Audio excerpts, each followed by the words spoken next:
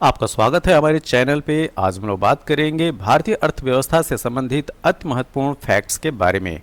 ये फैक्ट्स आपके एग्ज़ाम के लिए काफ़ी इम्पोर्टेंट है। वो सभी लोग जो स्टेट कमीशन का एग्ज़ाम देना चाह रहे हैं, जैसे कि यूपीपीएससी हो गया, एमपीपीएससी, बीपीएससी, यूकेपीएससी या राजस्थान पीएससी, उन सब के लिए यह वीडियो जो है काफ़ी इम्पॉर्टेंट है। और एसएससी सीजीएल की जो तैयारी कर रहे हैं उसमें जो जीएस का पोर्शन है और उसमें इकोनॉमी जो पूछी जाती है वो खास तौर से इन्हीं फैक्ट्स से जो है वो प्रश्न पूछे जाते हैं। और स्पेशली मैं बात करूं अगर बैंकिंग की तैयारी करने वाले बच्चों के लिए, तो बैंकिंग की तैयारी करने वाले बच्चों के लिए जो इकोनॉमी का जो सेक्शन होता है वहाँ पे जो प्रश्न आते हैं वह इन्हीं फैक्ट्सों पे आधारित रहते हैं। तो ये जो तथ्य है अर्थव्यवस्था से संबंधित काफ़ी इंपॉर्टेंट है। इसमें कुछ कॉन्सेप्चुअल भी बातें की जाएंगी, ठीक, और कुछ जो है वो फैक्चुअल होंगे, ठीक। तो कॉन्सेप्चुअल और फैक्चुअल दोनों का कॉम्बिनेशन आपको इस वीडियो में देखने को मिलेगा। तो चलिए प्रारंभ करते हैं अपने मैराथन सीरीज में भारतीय अर्थव्यवस्था से संबंधित महत्वपूर्ण फैक्ट्स और कॉन्सेप्ट से।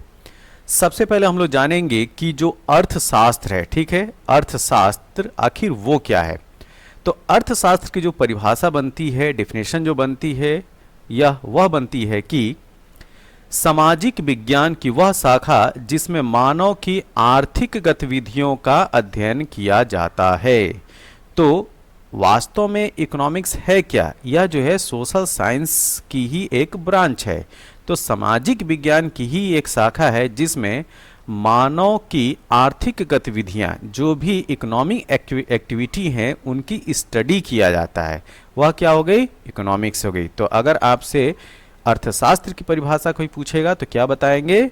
सामाजिक विज्ञान की वह शाखा जिसमें मानव की आर्थिक गतिविधियों का अध्ययन किया जाता है, वह कहलाती है इकोनॉमिक्स। अब हम बात करेंगे कि फादर ऑफ इकोनॉमिक्स किसको बोला जाता है, ठीक। तो इसमें जो है दो कॉन्सेप्ट है, एक है आधुनिक अर्थशास्त्र के फादर और एक समष्टि अर्थशास्त्र के फादर, ठीक है। तो आधुनिक अर्थशास्त्र के पिता के रूप में एडम स्मिथ को जानते हैं और समष्टि अर्थशास्त्र के फादर के रूप में जॉन मेनार्ड किन्स को जाना जाता है। किसको? John Maynard Keynes. ये ब्रिटेन के, या ये कहा जाए ब्रिटिश अर्थशास्त्री थे। तो ये दोनों रूपों में आप याद रखिएगा। अगर आपसे आधुनिक अर्थशास्त्र के जनक पूछा जाए तो एडम स्मिथ का नाम बताइएगा और समष्टि अर्थशास्त्र के जनक के रूप में जॉन मेनार्ड किन्स को जाना जाता है, ठीक है। अब ये तो हो गए फादर। अब हम बात करेंगे इकोनॉमिक्स के प्रकार। तो दो तरीके की हम बात करते हैं, एक होता है माइक्रो इकोनॉमिक्स जिसको व्यष्टि अर्थशास्त्र बोलते हैं, और दूसरा होता है समष्टि अर्थशास्त्र मतलब कि मैक्रो इकोनॉमिक्स। तो यहाँ पे जो समष्टि की बात की जा रही है कि फादर ऑफ समष्टि अर्थशास्त्र मतलब कि समष्टि अर्थशास्त्र के जनक तो जॉन मेनार्ड किन्स, या ये कहें इंग्लिश में कि मैक्रो इकोनॉमिक्स के फादर या जनक किसको बोला जाता है? तो जॉन मेनार्ड किन्स को बोला जाता है।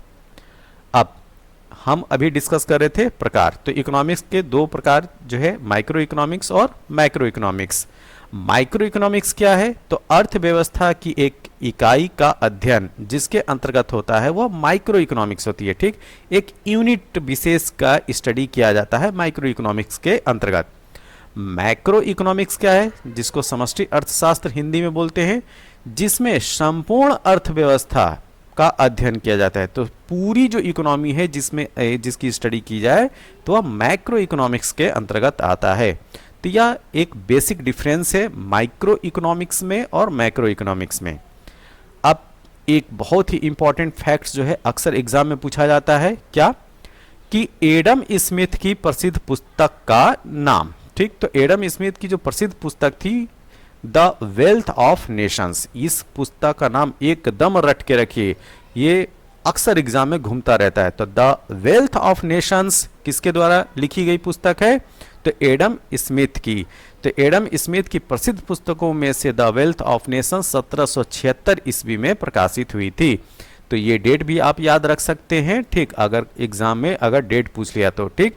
तो 1776 ईस्वी में प्रकाशित हुई थी द वेल्थ ऑफ नेशंस, जो कि एडम स्मिथ की प्रसिद्ध पुस्तक है। और एडम स्मिथ को आधुनिक अर्थशास्त्र का जनक बोला जाता है।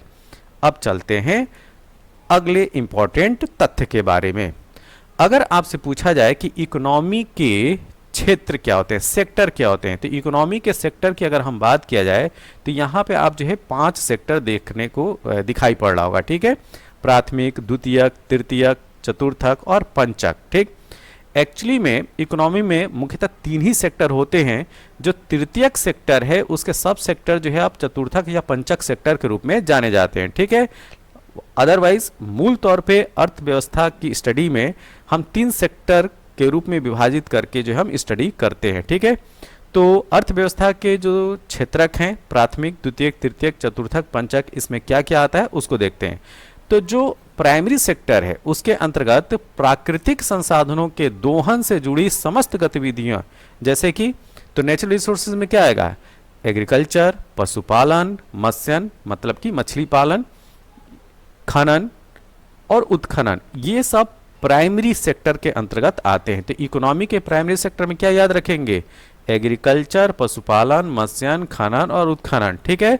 तो ये जो नेचुरल रिसोर्सेज हैं, जो प्राकृतिक संसाधन है, उनके दोहन से जो जुड़ी गतिविधियां होती हैं, वो सारी गतिविधियां जो हैं वो प्राइमरी सेक्टर के अंतर्गत आती हैं।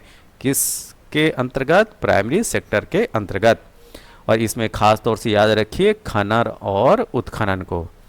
अब हम सेकेंडरी सेक्टर की बात करते हैं। इसके अंतर्गत औद्योगिक गतिविधियां, जो इंडस्ट्री या इंडस्ट्री से रिलेटेड जो भी एक्टिविटी हैं वो जो है सेकेंडरी सेक्टर के अंतर्गत आती हैं। जैसे कि विनिर्माण हो गया, विनिर्माण को इंग्लिश में क्या बोलते हैं, मैन्युफैक्चरिंग, निर्माण, गैस, विद्युत आपूर्ति, अन्य जो भी इंडस्ट्रियल सेक्टर से रिलेटेड एक्टिविटी हैं वो सेकेंडरी सेक्टर में आते हैं। कौन सा सेक्टर, सेकेंडरी सेक्टर, ठीक है। अब टर्सरी सेक्टर में क्या आता है उसको देखते हैं। तो टर्सरी सेक्टर में विभिन्न प्रकार की जो सेवाएं हैं, जैसे कि बीमा, बैंकिंग, रियल एस्टेट, परिवहन मतलब कि ट्रांसपोर्ट, कम्युनिकेशन, संचार, अन्य जो भी सेवाएं हैं वो टर्सरी सेक्टर के अंतर्गत आते हैं। अब इसी के अंतर्गत चतुर्थक की जब बात की जाती है तो इसमें एजुकेशन, इनोवेशन, अनुसंधान और डिस्कवरी, ये सब चतुर्थक सेक्टर के अंतर्गत अब माना जाने लगा है, ठीक है। वरना इन सबको जो है वो टर्सरी सेक्टर के अंतर्गत ही स्टडी करते थे, जैसा कि मैंने जो है लेक्चर के स्टार्ट में बताया। पंचक सेक्टर की बात करें, जो 5th सेक्टर है वह किसको डील करता है, ये देखिए।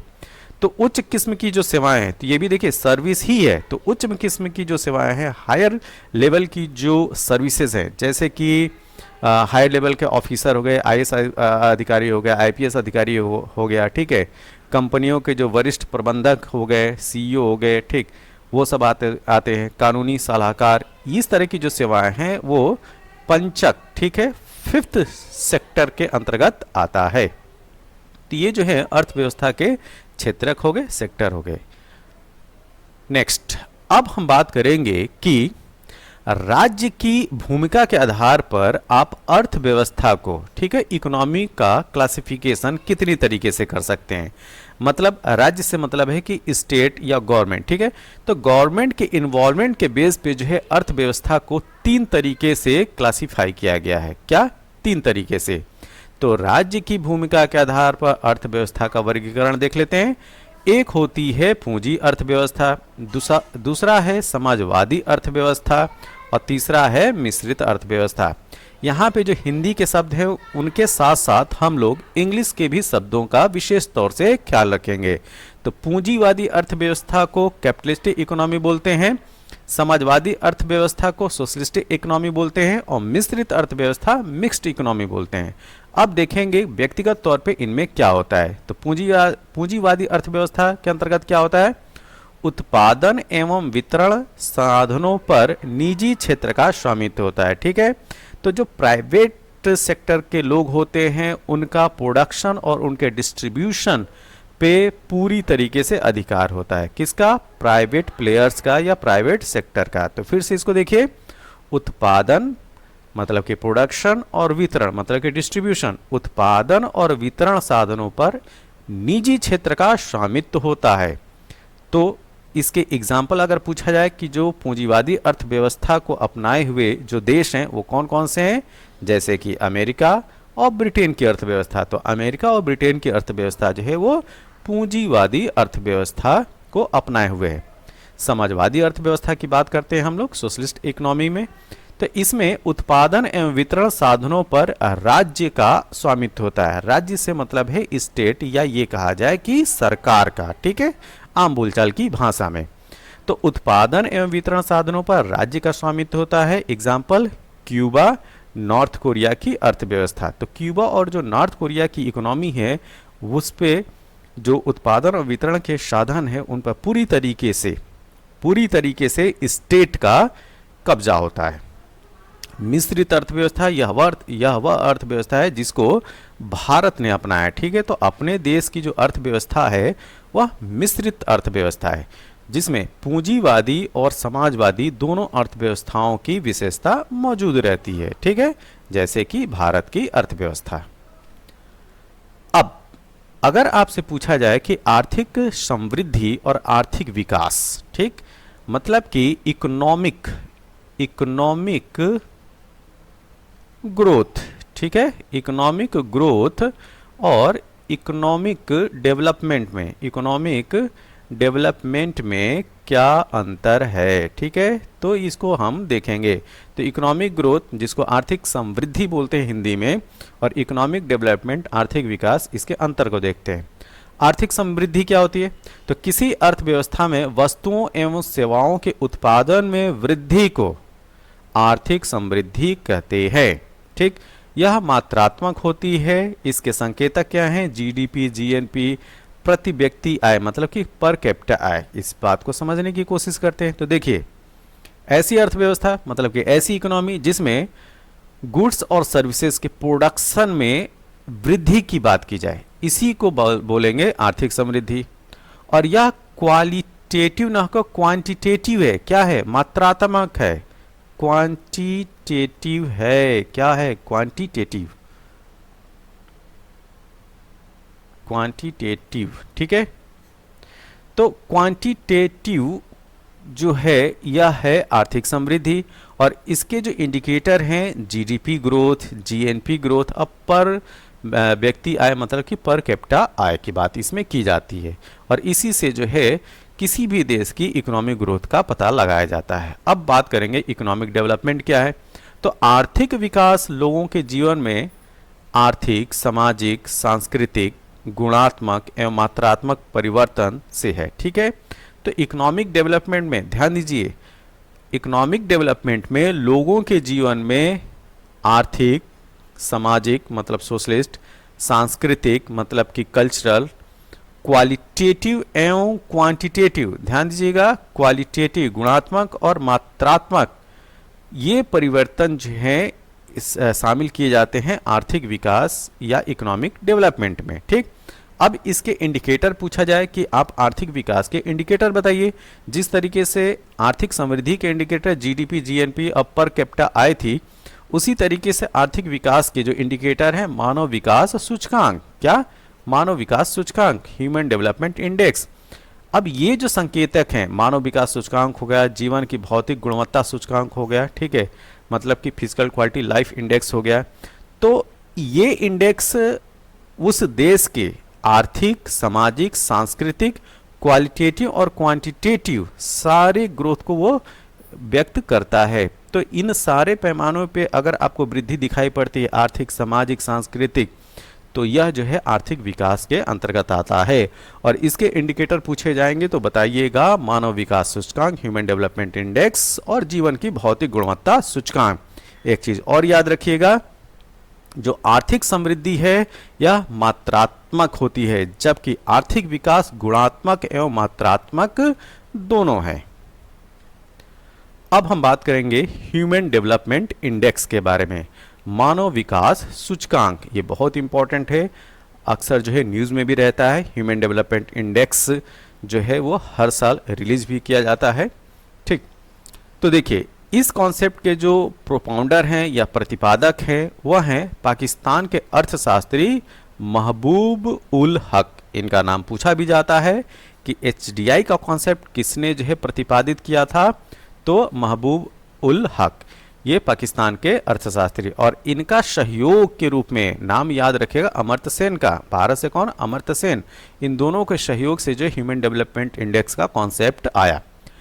अब बात किया जाए कि जो एचडीआई है उसको जारी कौन करता है, तो इस इंडेक्स को जारी करने वाली संस्था है संयुक्त राष्ट्र विकास कार्यक्रम यूएनडीपी। तो United Nation Development Programme SDI को हर साल जारी करता है। इसके डायमेंशंस क्या हैं, तो हेल्थ है, स्वास्थ्य, शिक्षा, एजुकेशन और जीवन स्तर। तो हेल्थ, एजुकेशन और जो जीवन स्तर है, ठीक, तो जो लाइफ लेवल है, मतलब कि इसमें जो है पर कैपिटा इनकम की बात की जाती है, पर कैपिटा इनकम की बात की जाती है इसमें। तो ये जो 3 इंडिकेटर हैं इसके आयाम हैं। संकेतकों की बात करें तो जन्म के समय जीवन प्रत्याशा कितनी है, मतलब कि लाइफ एक्सपेक्टेंसी कितनी है। दूसरा, स्कूल अवधि के अनुमानित वर्ष कितने हैं। तीसरा, स्कूल अवधि के औसत वर्ष कितने हैं। और प्रति व्यक्ति सकल राष्ट्रीय आय कितनी है, ठीक है, मतलब कि पर कैपिटा इनकम कितनी है। तो ये 4 इंडिकेटर हो गए, 1 2 3 4।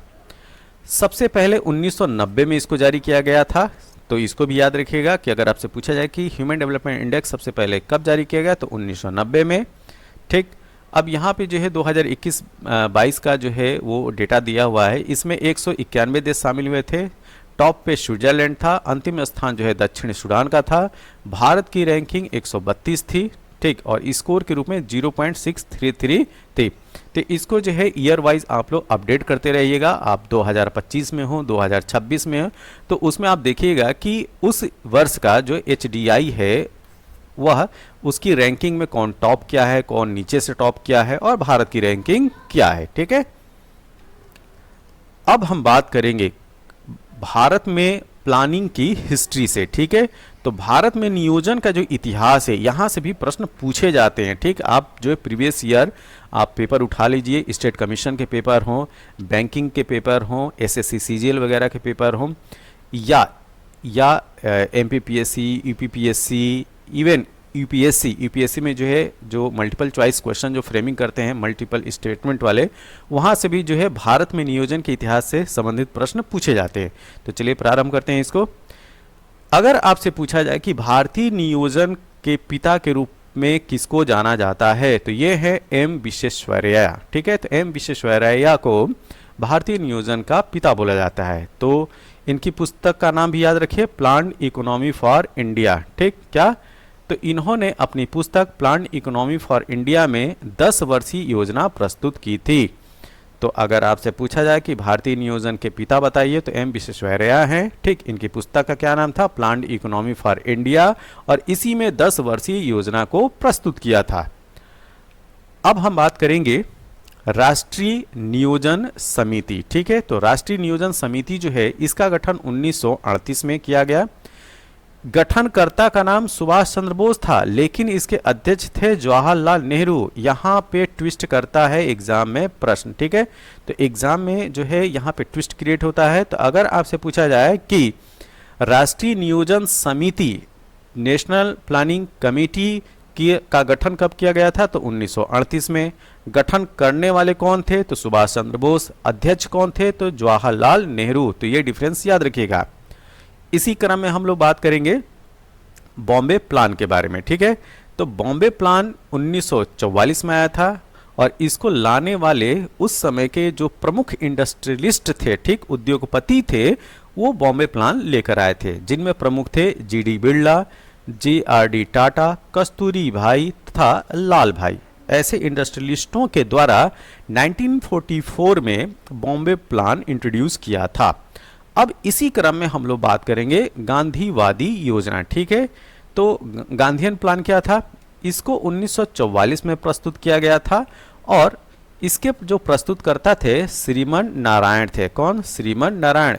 यूपीपीसीएस में ये क्वेश्चन बार बार घूमता है, ठीक है। अब हम बात करेंगे जनवादी योजना क्या थी, ठीक है। तो जनवादी योजना यह 1945 में आती है, और इसके प्रस्तुतकर्ता एम.एन. रॉय थे, ठीक। कौन, एम.एन. रॉय।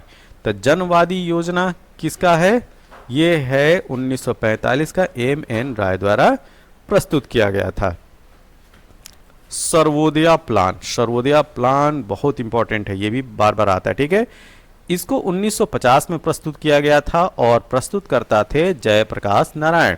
तो सर्वोदय प्लान या सर्वोदय योजना जो है, या सर्वोदय योजना जयप्रकाश नारायण के द्वारा प्रस्तुत की गई थी।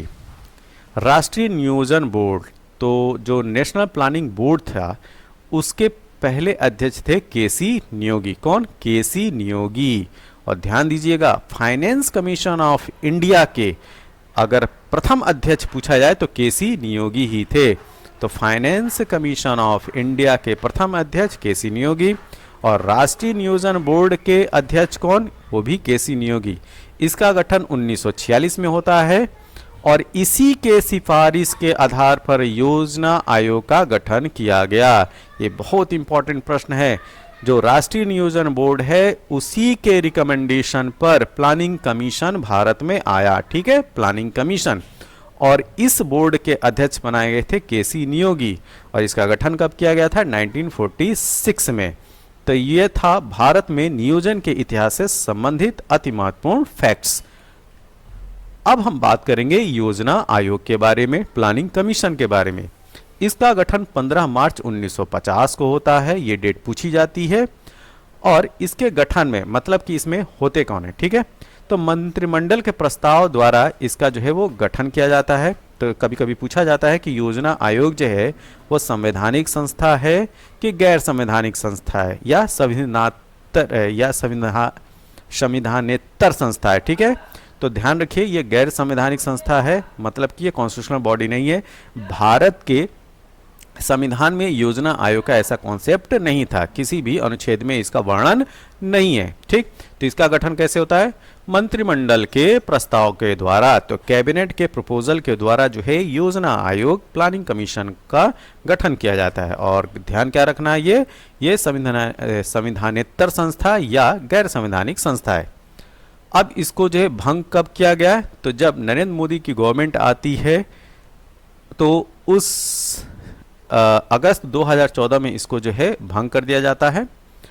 इसके प्रथम अध्यक्ष होते हैं पंडित जवाहरलाल नेहरू। एक से ध्यान रखिए, जिस तरीके से आज की डेट में प्लानिंग कमीशन को खत्म करके नीति आयोग बनाया गया और उसके अध्यक्ष प्राइम मिनिस्टर होते हैं, उसी तरीके से जो प्लानिंग कमीशन था उसके भी अध्यक्ष प्राइम मिनिस्टर ही होते थे। ठीक है, तो इसी प्रकार जो प्रथम अध्यक्ष थे प्लानिंग कमीशन योजना आयोग के, वह पंडित जवाहरलाल नेहरू थे और प्रथम उपाध्यक्ष गुलजारी लाल नंदा। ये बहुत इंपॉर्टेंट है, अध्यक्ष का नाम तो लोग जानते रहते हैं, लेकिन प्रथम उपाध्यक्ष योजना आयोग का पूछा जाए तो यहाँ पे थोड़ी सी समस्या जाहिर होती है। तो प्रथम उपाध्यक्ष थे गुलजारी लाल नंदा।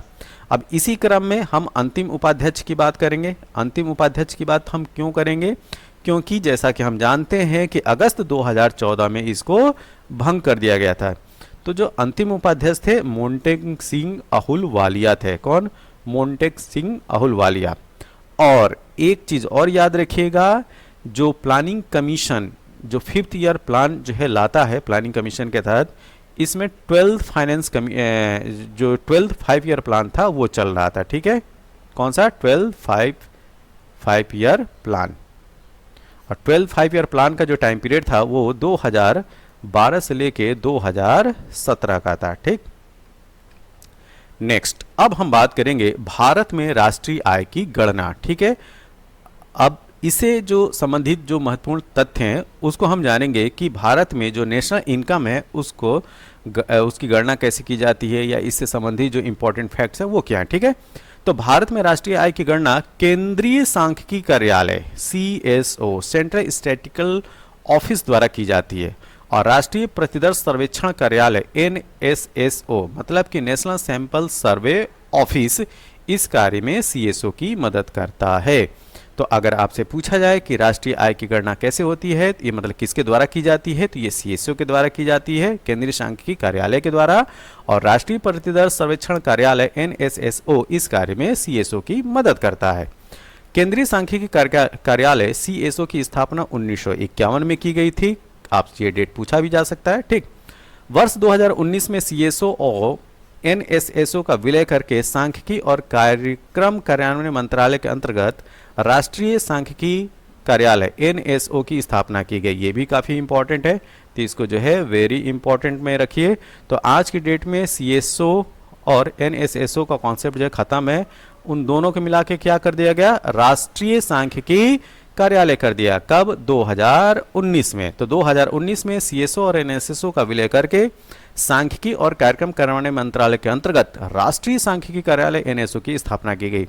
वर्तमान में 2015 से, वर्तमान से मतलब है कि 2015 से, ठीक है, राष्ट्रीय आय के मापन हेतु आधार वर्ष 2011-12 चल रहा है। तो अगर आपसे पूछा जाए कि नेशनल इनकम के लिए इस समय बेस ईयर कौन सा माना जा रहा है, तो 2011-12। और ये कब से माना जा रहा है? 2015 से। भारत में राष्ट्रीय आय का सबसे पहले अनुमान दादा भाई नौरोजी ने लगाया था। कब? 1868 में। तो अगर आपसे पूछा जाए कि नेशनल इनकम का सबसे पहले अनुमान लगाने वाले शख्स कौन थे, तो ये थे दादा भाई नौरोजी। कब? 1868 में, 1868 में। भारत में राष्ट्रीय आय की गणना 3 तरीके से की जाती है, ठीक, ध्यान रखिए, बहुत इंपॉर्टेंट है ये, ठीक। तो भारत में अगर नेशनल इनकम की कैलकुलेशन की अगर बात किया जाए तो 3 तरीके से करते हैं। एक है उत्पादन विधि, दूसरा है आय विधि और तीसरा है व्यय विधि, ठीक है। तो उत्पादन विधि में क्या होता है?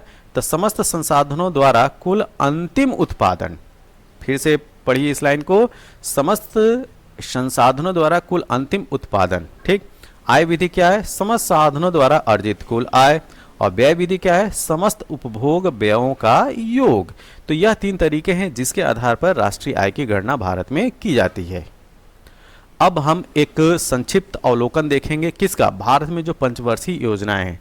एक्चुअली आज की डेट में जो है 5 ईयर का जो 5 ईयर प्लान का जो कॉन्सेप्ट है वो ख़त्म हो गया है, क्योंकि जो प्लानिंग कमीशन है वही जो है वो 5 ईयर प्लान को जो इंट्रोड्यूस किया करता था। जब प्लानिंग कमीशन ही नहीं तो अब इस कॉन्सेप्ट जो है भारत में नहीं प्रचलित है। लेकिन जो पहला 5 ईयर प्लान था और 12वां 5 ईयर प्लान था, जो कि अंतिम 5 ईयर प्लान था, उनमें क्या क्या महत्वपूर्ण बिंदु थे, तथ्य थे, उनकी हम बात कर लेते हैं, ठीक। कभी कभी यहाँ से भी प्रश्न पूछे जाते हैं। तो जो पहला 5 ईयर प्लान था 1951 से 1956 तक चला। इसका लक्ष्य रखा गया था वृद्धि का 2.1, लेकिन ध्यान रखिएगा लक्ष्य था 2.1, लेकिन उपलब्धि हासिल हुई 3.6। और सबसे ज़्यादा फोकस्ड एरिया था एग्रीकल्चर, ठीक है। तो एग्रीकल्चर पे विशेष ध्यान दिया गया था पहली 5 ईयर प्लान में। जो दूसरा 5 ईयर प्लान है 1956 से 61 तक चलता है। इसमें टारगेट रखा गया था विकास का 4.5, लेकिन विकास दर हासिल हुई 4.1, जो कि कम रही, ठीक है। इसमें हेवी इंडस्ट्री, जो भारी उद्योग धंधे हैं, उस पर विशेष ध्यान दिया गया। तीसरी जो 5 ईयर प्लान था 1961 से 66 तक चला। इसमें लक्ष्य रखा गया था 5.6% का विकास दर, लेकिन हासिल क्या हुआ 2.5। तो देखिए जो पहला था इसी में ऊपर गया लक्ष्य, ठीक, बाकी इसमें भी नीचे, इसमें भी नीचे, ठीक है। इसका जो मुख्य फोकस एरिया था कृषि एवं उद्योग दोनों थे। अब 1966 से लेकर 1969 तक जो है वो प्लानिंग अवकाश या प्लानिंग हॉलिडे का कॉन्सेप्ट आता है, ठीक। चौथा 5 ईयर प्लान 1969 से 74 तक चलता है। इसमें विकास की दर जो है 5.7% रखी गई थी, लेकिन हासिल हुआ 3.3। इसमें भी लक्ष्य हासिल नहीं कर पाए। इसमें स्थिरता के साथ विकास एवं आत्मनिर्भरता की प्राप्ति की बात की गई थी। पांचवी 5 ईयर प्लान 1974 से 78 तक चलता है। इसमें लक्ष्य रखा गया था 4.4, लेकिन इससे ज़्यादा ही हासिल हुआ, ठीक। तो 5.0 जो है % विकास दर प्राप्त हुई। और इसका जो मेन फोकस एरिया था गरीबी उन्मूलन और आत्मनिर्भरता की प्राप्ति। अब उसके बाद जो है वो डिसकंटिन्यू प्लान आते हैं, ठीक है। तो अनवरत योजना भी बोलते हैं 1978 और 80 में, ठीक है।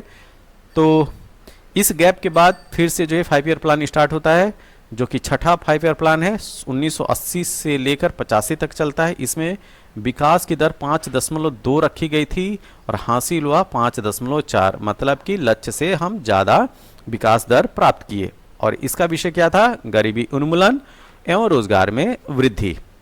सातवीं 5 ईयर प्लान 1985 से 90 तक चलता है। इसमें विकास की दर जो है वो 5 रखी गई थी और हासिल हुआ 5.8। इसमें भी लक्ष्य से हम ज़्यादा ही प्राप्त किए विकास दर। और फोकस एरिया क्या था? विकास था मॉडर्नाइजेशन मतलब आधुनिकीकरण, आत्मनिर्भरता तथा सामाजिक न्याय, ठीक। सामाजिक न्याय की बात इसमें की गई थी 7वीं पंचवर्षीय योजना में। फिर उसके बाद से फिर प्लान हॉलिडे स्टार्ट हो जाता है 1990 से 97 के बीच में, ठीक है। सॉरी 1990 से लेके 92 के, यहाँ गलत दिया हुआ है, ठीक है, इसको नोट लीजिए, 1990 से लेके 92 के बीच में। अब 1992 से 97 के बीच में 8वां 5 ईयर प्लान आता है। इसमें लक्ष्य रखा जाता है 5.6, लेकिन हासिल होता है 6.7। तो विभिन्न पहलुओं में मानव विकास की बात इसमें की गई। 9वां 5 ईयर प्लान काफ़ी इंपॉर्टेंट है, 1997 से 2002 तक चलता है। इसमें लक्ष्य रखा गया था 6.5, लेकिन हासिल हुआ 5.5। न्यायपूर्ण वितरण एवं समता के साथ विकास की बात इसमें की गई। 10वीं 5 ईयर प्लान 2002 से 2007 तक चलता है। इसमें विकास की दर का जो लक्ष्य रखा गया था 8% रखा गया था, लेकिन हासिल कितना हुआ 7.6, जो कि लक्ष्य से कम था। तो अगले 10 वर्षों में प्रति व्यक्ति आय को दुगना करने की बात की गई थी। कब? 10वीं पंचवर्षीय योजना में 2002 से 2007 तक जो चलते हैं। 11वीं की बात करें तो 2007 से 2012 तक चलती है यह पंचवर्षीय योजना, और इसमें लक्ष्य रखा गया था 9% का विकास दर रखा गया था, लेकिन हासिल हुआ 8%। तो तीव्र एवं समावेशी विकास की बात जो है इसकी मुख्य थीम थी।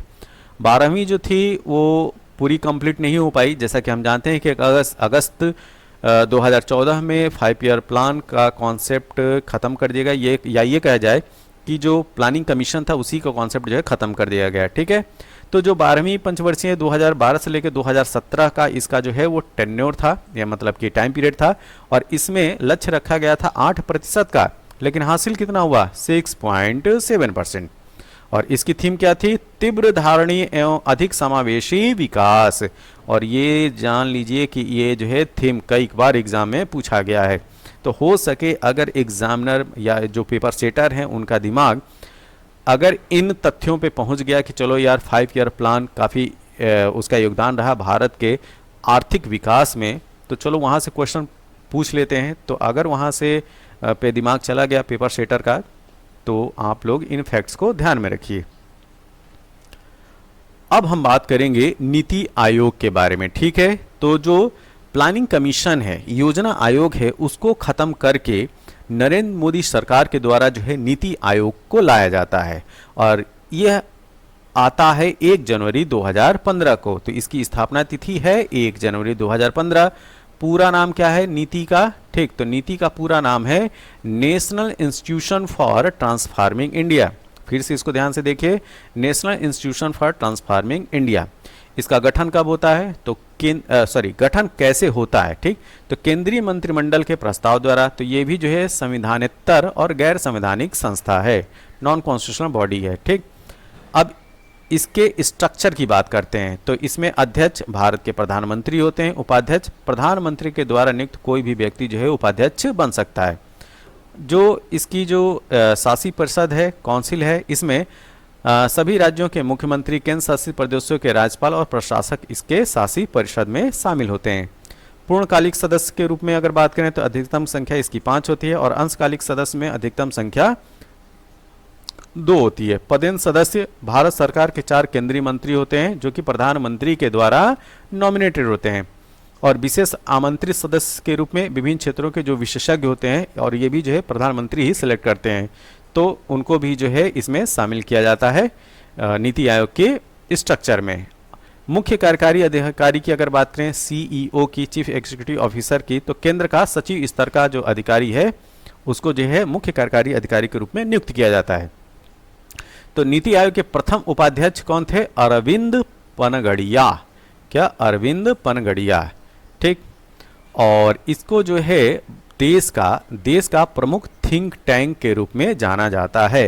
तो अगर आपसे पूछा जाए कि भारत का थिंक टैंक किसको बोलते हैं, तो क्या बताएंगे आप? नीति को, ठीक है, नीति आयोग को।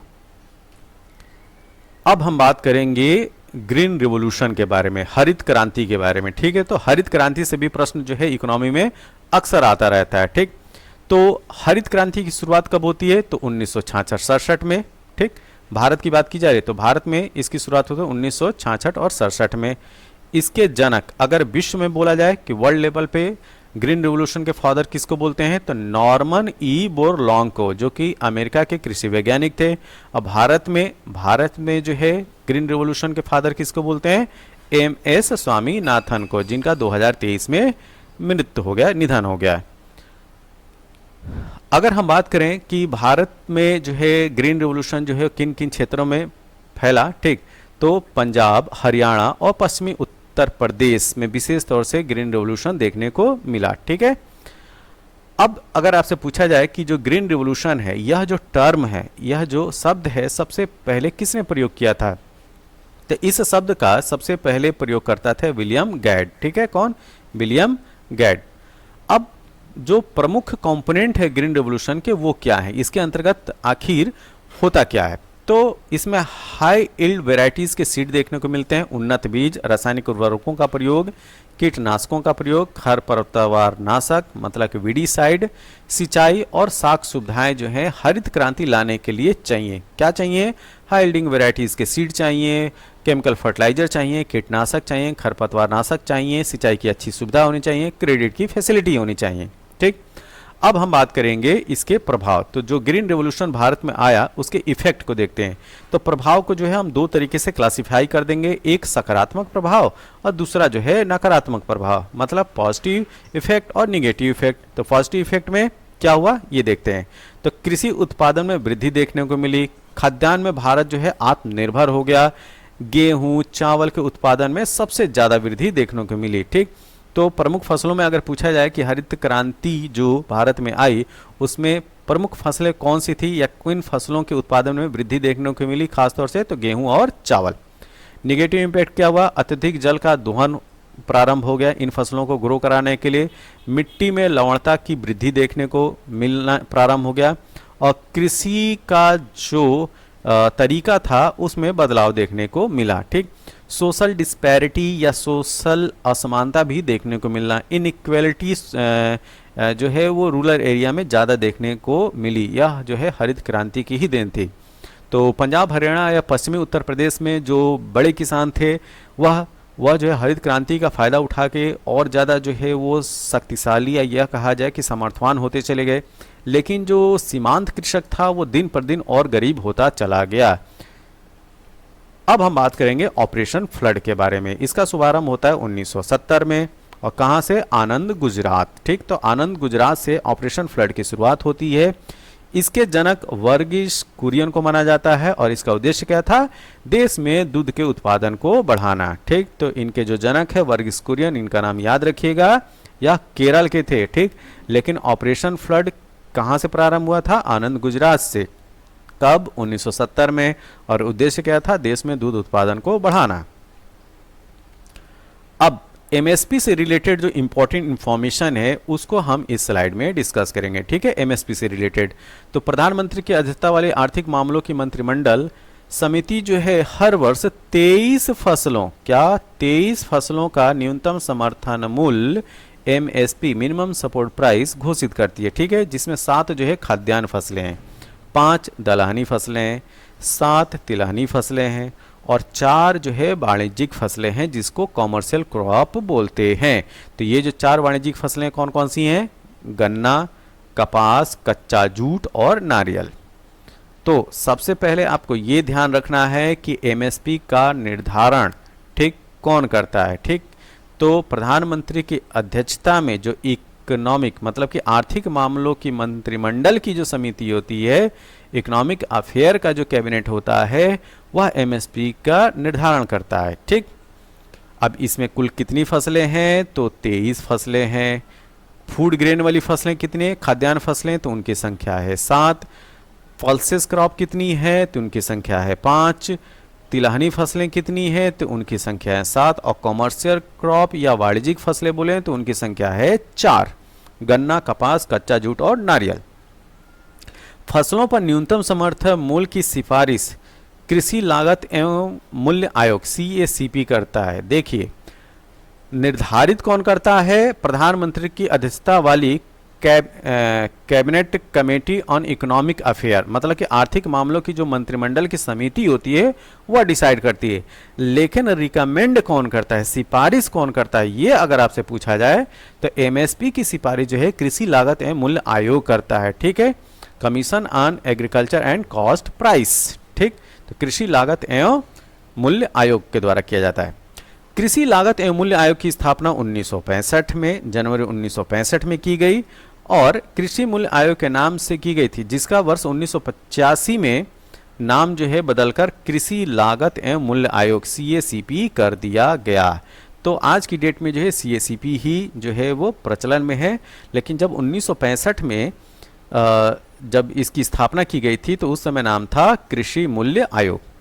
यह कृषि एवं किसान कल्याण मंत्रालय के अंतर्गत कार्य करता है और इसका हेडक्वार्टर है नई दिल्ली।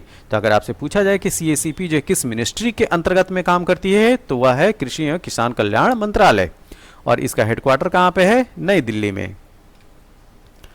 अब बात करेंगे कि भारत में जो कृषि क्रांतियां हुई, ठीक, जो विभिन्न नामों से जानी जाती हैं, आखिर वह किस क्षेत्र के विकास, मतलब कि कृषि में किस उत्पाद के विकास या वृद्धि पे विशेष ध्यान दिया उन्होंने, ठीक है। तो अभी हरित क्रांति को देखा और श्वेत क्रांति को देखा, नहीं श्वेत नहीं मतलब ऑपरेशन फ्लड को देखा, ठीक है। तो हरित क्रांति खाद्यान्न उत्पादन से संबंधित है, श्वेत क्रांति दुग्ध उत्पादन से संबंधित है, ठीक। नीली क्रांति, तो नीली क्रांति जो है मछली उत्पादन से है। लाल क्रांति टमाटर एवं मांस उत्पादन से संबंधित है। गुलाबी क्रांति प्याज, झींगा मछली, औषधि और फार्मास्यूटिकल्स प्रोडक्शन से, ठीक। तो अगर आपसे पूछा जाए कि पिंक रिवॉल्यूशन किससे रिलेटेड है, तो प्याज के प्रोडक्शन, झींगा मछली, औषधि एवं फार्मास्यूटिकल के प्रोडक्शन से, ठीक। सुनहरी क्रांति की अगर हम बात करें, गोल्डन रिवॉल्यूशन से, इसमें बागवानी, शहद एवं फल उत्पादन की बात की जाती है। धूसर क्रांति या ग्रेन रिवॉल्यूशन या रासायनिक उर्वरक उत्पादन की वृद्धि की बात करता है, ठीक है। तो केमिकल जो फर्टिलाइजर है उनके प्रोडक्शन की जो बात की जाती है वो धूसर क्रांति में की जाती है। रजत क्रांति या सिल्वर रिवॉल्यूशन, इसमें अंडा या कुक्कुट उत्पादन की बात की जाती है। येलो या पीली क्रांति तिलहन उत्पादन से संबंधित है। स्वर्ण रेशा क्रांति जूट या पटसन उत्पादन से है।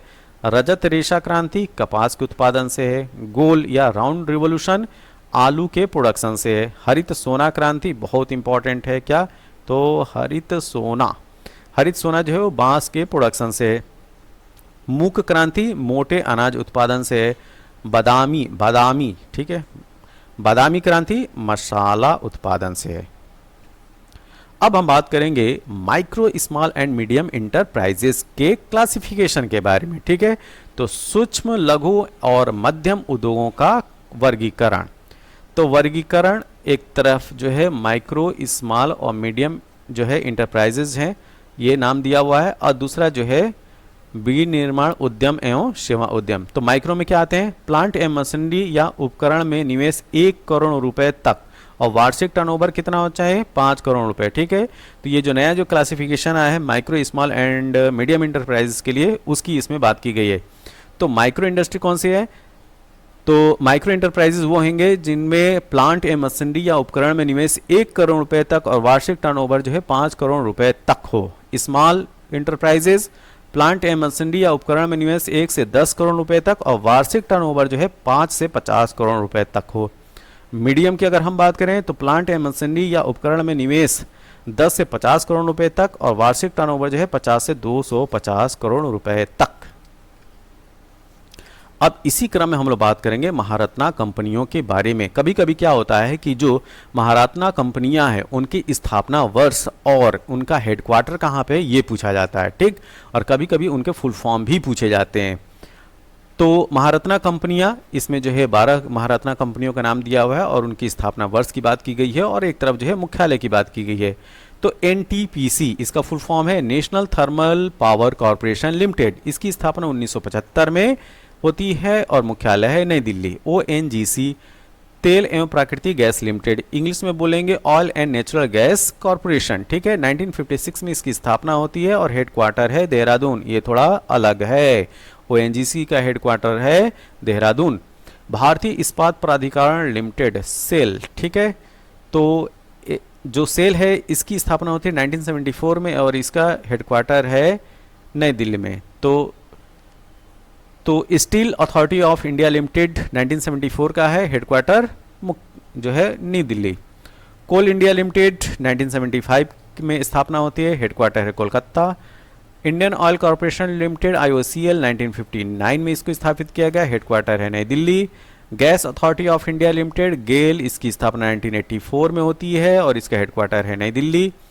भेल भारती हैवी इलेक्ट्रिकल्स लिमिटेड, ये जो है 1964 में इसको स्थापित किया जाता है और इसका हेडक्वार्टर है new Delhi. MPPSC prelims exam में 1964 मतलब कि भेल की स्थापना कब की गई थी यह वर्ष पूछा था। Hindustan petroleum corporation limited HPCL की अगर बात करें तो इसकी स्थापना 1974 में होती है, headquarter Mumbai. Bharat petroleum corporation limited BPCL 1977 में इसकी स्थापना की जाती है, headquarter Mumbai. PGCIL power grid corporation of India limited 1989 की संस्था है और हेडक्वार्टर है नई दिल्ली।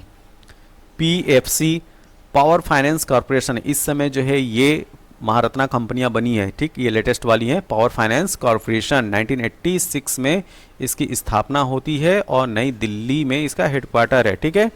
तो ये सब जो है पहले जो है नवरत्ना में थी, लेकिन अब जो है महारत्ना कंपनियां का स्टेटस इन्होंने हासिल कर लिया, ठीक है।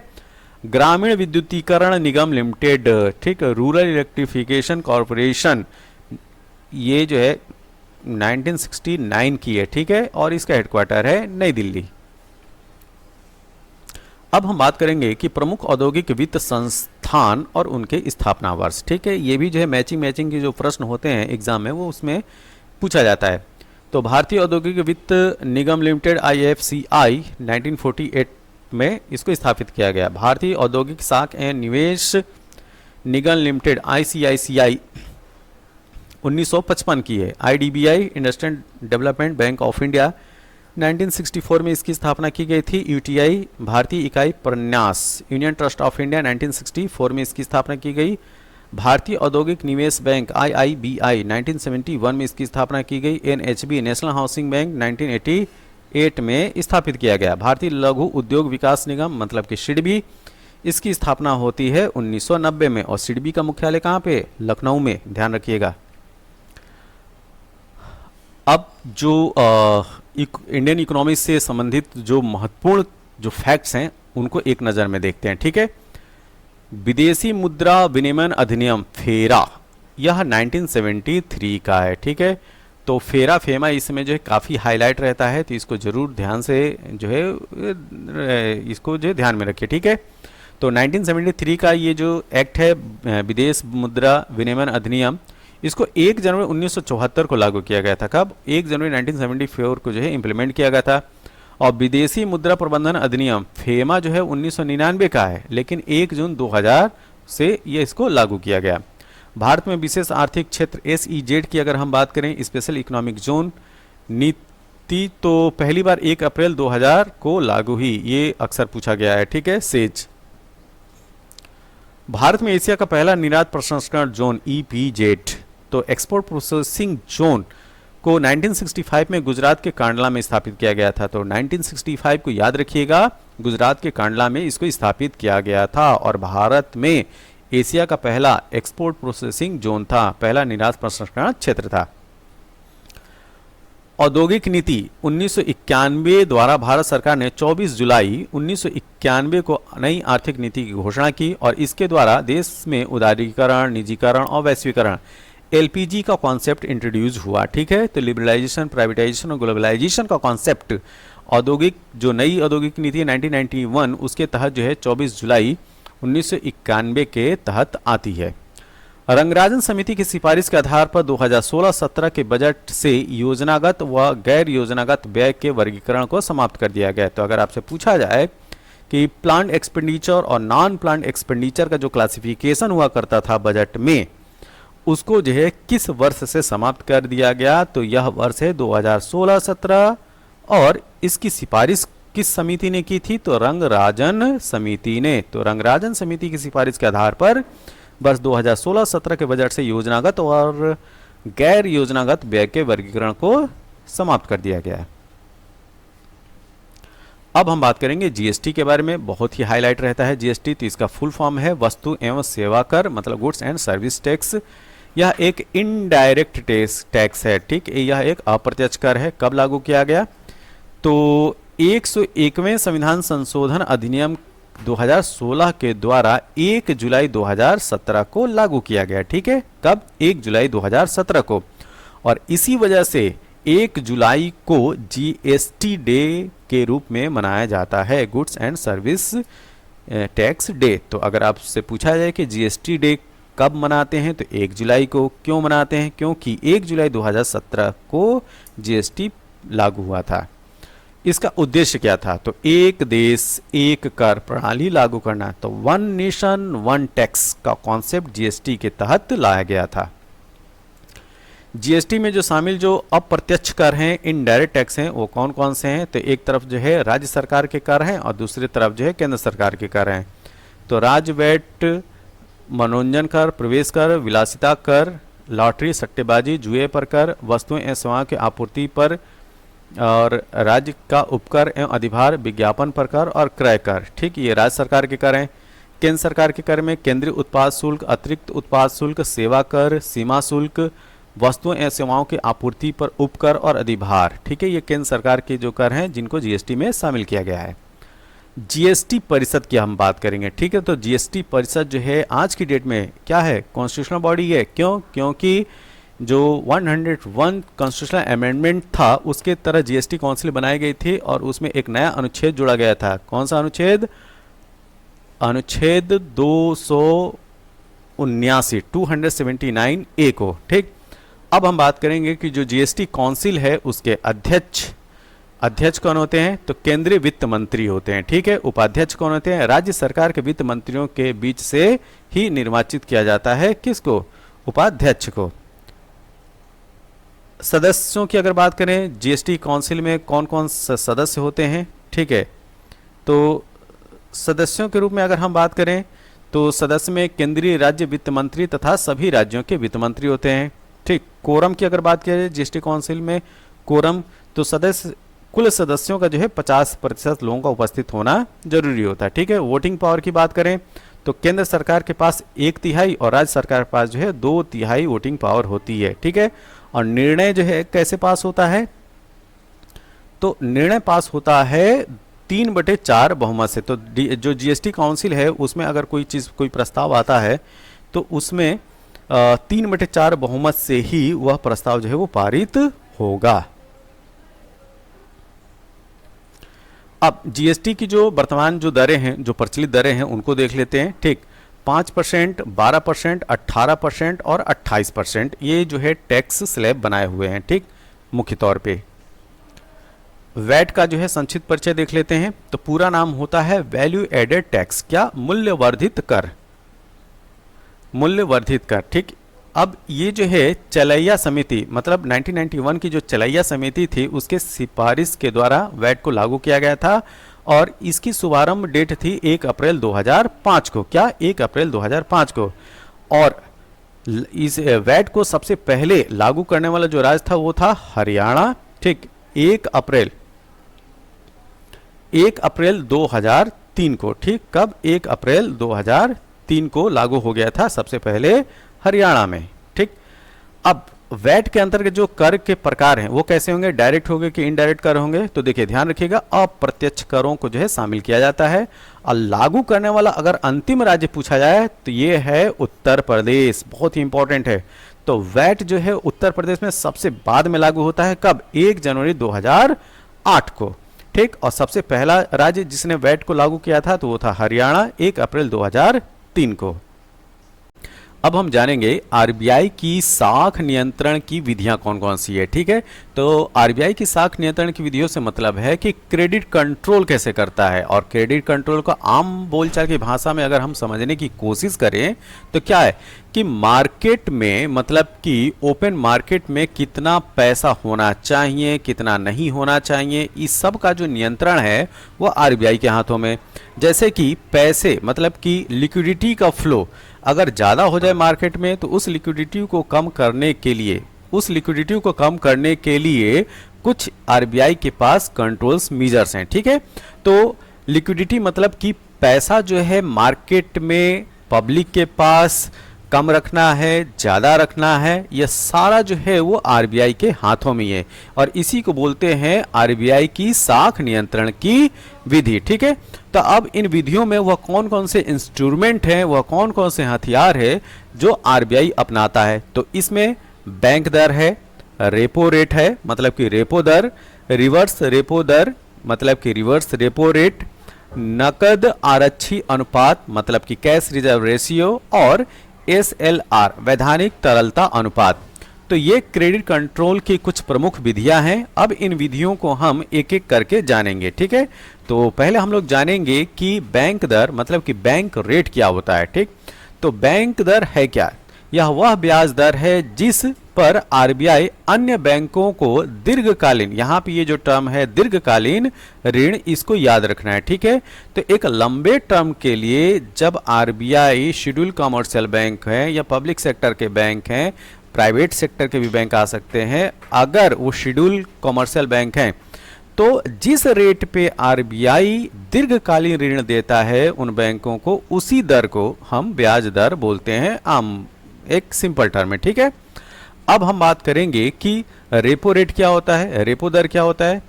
तो यह वह ब्याज दर है जिस पर आरबीआई अन्य बैंकों को अल्पकालीन ऋण देता है। तो देखिए बैंक रेट और रेपो रेट यहीं पे जो है वो डिफरेंस की रेट होता है। क्या? बैंक रेट जो है वो दीर्घकालीन ऋण है, ठीक है, और रेपो रेट जो है अल्पकालीन ऋण है। तो छोटे समय के लिए, कम समय के लिए जो है वो ऋण उपलब्ध कराता है आरबीआई। किनको? जो शेड्यूल कमर्शियल बैंक हैं, पब्लिक सेक्टर के बैंक हो चाहे प्राइवेट सेक्टर के बैंक हो, ठीक, उनको आरबीआई जो है वो इस रेट पे देता है। और कितने काम टाइम के लिए? मतलब अल्पकालीन ऋण होता है। तो ये हो गया रेपो रेट।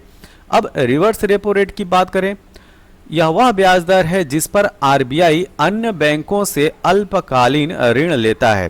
तो यहाँ पे कुछ अलग तरीके से समझने की बात है। जैसे मान लें कि ये आरबीआई है, ठीक है, और जो अदर बैंक हैं, ठीक, जो अदर बैंक्स हैं वो आप इस तरीके से मान लीजिए, ठीक, 1 2 3।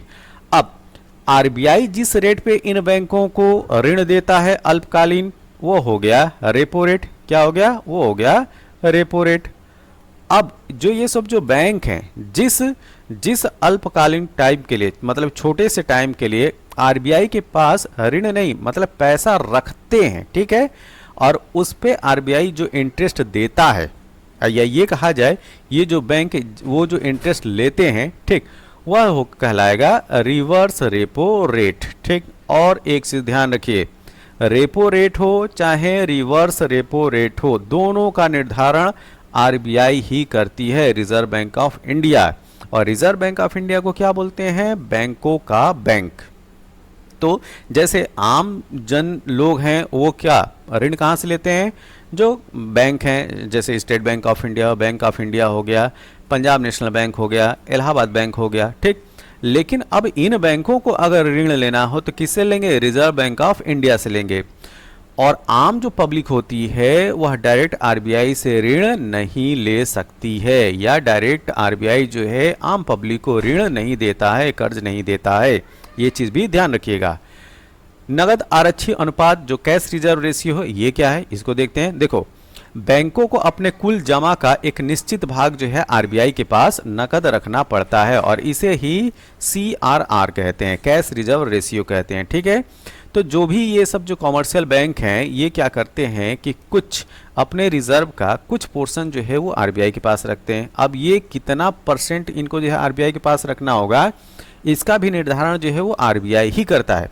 तो कैश के रूप में जो ये पैसा रखते हैं, इसी को बोलता है कैश रिजर्व रेशियो। अब एसएलआर क्या होता है? इसको बोलते हैं वैधानिक तरलता अनुपात या स्टैट्यूटरी लिक्विडिटी रेशियो। ये क्या होता है?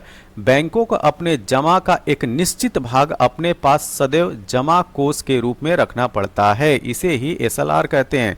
इसमें देखिए आरबीआई के पास रखने की बात नहीं होती है, लेकिन उनके पास जो भी रिजर्व है उसका जो कुछ परसेंटेज है जिसका निर्धारण आरबीआई के द्वारा किया जाएगा, उसको जो है अपने पास ही रखना होता है, इसी को बोलते हैं एसएलआर। तो एसएलआर, सीआरआर, बैंक दर, repo rate, reverse repo rate, ये सारे जो रेट हैं इनका निर्धारण आरबीआई ही करती है, रिजर्व बैंक ऑफ इंडिया, ठीक है, जो कि हमारे देश का केंद्रीय बैंक है, सेंट्रल बैंक है।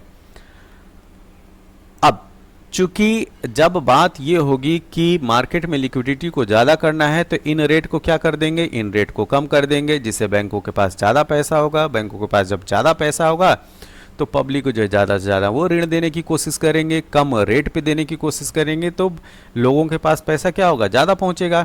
और इसी के उल्टा कर लें, अगर मान लिया कि ऋण की साख जो है वो आरबीआई ने ज़्यादा कर दी है, तो बैंकों के पास क्या होगा, कम पैसा होगा। और जब उनके पास कम पैसा होगा तो पब्लिक को भी वो हाई रेट पे पैसा देंगे और पब्लिक के पास जो है वो पैसा कम पहुंचेगा।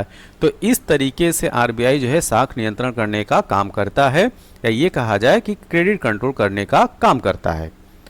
अब हम बात करेंगे बैंक के इतिहास से, ठीक है। तो बैंक की हिस्ट्री को जानने की शुरुआत सबसे पहले हम लोग करेंगे 1770 से, ठीक है, 1770 से। तो भारत में स्थापित प्रथम बैंक, अगर आपसे पूछा जाए कि इंडिया में सबसे पहला बैंक किस बैंक की स्थापना की गई थी, तो बोलिएगा बैंक ऑफ हिंदुस्तान, ठीक। एक मूवी आई थी आमिर खान की, ठग ऑफ हिंदुस्तान, तो उससे याद रखिएगा बैंक ऑफ हिंदुस्तान पहला भारतीय बैंक था, ठीक है। तो 1770 में जो है कोलकाता में इसकी स्थापना की गई थी। इसके बाद जो प्रेसिडेंसी बैंक के अंतर्गत ये 3 बैंक आते थे। बैंक ऑफ बंगाल जो कि 1806 में स्थापित किया गया, बैंक ऑफ बॉम्बे 1840 में, और बैंक ऑफ मद्रास 1843 में। तो प्रेसिडेंसी बैंक के अंतर्गत ये जो 3 बैंक है इनका नाम याद रखिए और इनके स्थापना वर्ष याद आपको रखना है, ठीक है। क्या, Bank of Bengal 1806, Bank of Bombay 1840, Bank of Madras 1843। वर्ष 1921 काफ़ी इंपॉर्टेंट है। ये जो तीनों प्रेसिडेंसी बैंक है, कौन, bank of Bengal, bank of Bombay, bank of Madras, इन तीनों को मिलाकर इंपीरियल बैंक ऑफ इंडिया की स्थापना की गई। और यही इंपीरियल बैंक ऑफ इंडिया आगे चलकर स्टेट बैंक ऑफ इंडिया बनेगा। तो इंपीरियल बैंक ऑफ इंडिया का राष्ट्रीयकरण किया गया 1 जुलाई 1955 को। तो अगर आपसे पूछा जाए कि इंपीरियल बैंक ऑफ इंडिया, ठीक, कब बना, तो 1921 को बना। कैसे बना, तो जो Bank of Bengal, bank of Bombay, bank of Madras, तीनों को मिलाकर बनाया गया। और इसका नेशनलाइजेशन कब किया गया, तो 1 जुलाई 1955 को। और इसका नया नाम रखा गया भारतीय स्टेट बैंक, या ये कहा जाए SBI, state bank of India. भारतीयों द्वारा संचालित पहला बैंक, मतलब देखिए अब बात की जा रही है कि प्योर इंडियंस के द्वारा जो है भारतीयों द्वारा संचालित पहला बैंक, यह था अवध कॉमर्शियल बैंक। 1881 में इसको लाया गया था, ठीक। तो 1881 में स्थापित अवध कॉमर्शियल बैंक भारतीयों द्वारा संचालित पहला बैंक था। पूर्ण रूप से पहला भारतीय बैंक, ये भी एक तरीके का प्रश्न हो सकता है। तो ये देखिए, ये जो पॉइंट है, ये पॉइंट ये कह रहा है कि भारतीयों द्वारा संचालित पहला बैंक कौन, अवध कॉमर्शियल बैंक। इन वाक्यों को जो है ध्यान में रखना है, ठीक। एग्जाम में आते हैं तो कन्फ्यूजन क्रिएट होता है कि यार अवध कॉमर्शियल बैंक था कि पंजाब नेशनल बैंक था। तो अगर आपसे प्रश्न पूछा जाए कि भारतीयों द्वारा संचालित पहला बैंक कौन, तो अवध कॉमर्शियल बैंक, जिसकी स्थापना 1881 ईस्वी में की गई थी। पूर्ण रूप से पहला भारतीय बैंक पंजाब नेशनल बैंक, जिसकी स्थापना 1894 में की गई थी। कब, 1894 ईस्वी में। तो पूर्ण रूप से पहला भारतीय बैंक था पंजाब नेशनल बैंक। आगे देखते हैं, अब हम जानेंगे आरबीआई के बारे में, ठीक है, इसकी हिस्ट्री के बारे में, ठीक। तो भारतीय रिजर्व बैंक, जिसको जो है reserve bank of India English में बोला जाता है, इसकी स्थापना होती है हिल्टन यंग समिति के सिफारिश पे। कौन, हिल्टन यंग समिति के सिफारिश में। और ध्यान रखिएगा, जो हिल्टन यंग समिति थी उसके सलाहकार के रूप में भीमराव अंबेडकर भी थे। कौन, भीमराव अंबेडकर। तो हिल्टन यंग समिति के सिफारिश पे स्थापना की गई आरबीआई की। और भारत का यह केंद्रीय बैंक है, जैसा कि मैंने बताया भी। तो भारत का अगर सेंट्रल बैंक पूछा जाए तो क्या बताएंगे आप, भारत का केंद्रीय बैंक है रिजर्व बैंक ऑफ इंडिया। इसकी स्थापना होती है 1 अप्रैल 1935 को। क्या, 1 अप्रैल 1935 को। और एक्ट है आरबीआई एक्ट 1934। क्या, आरबीआई एक्ट 1934।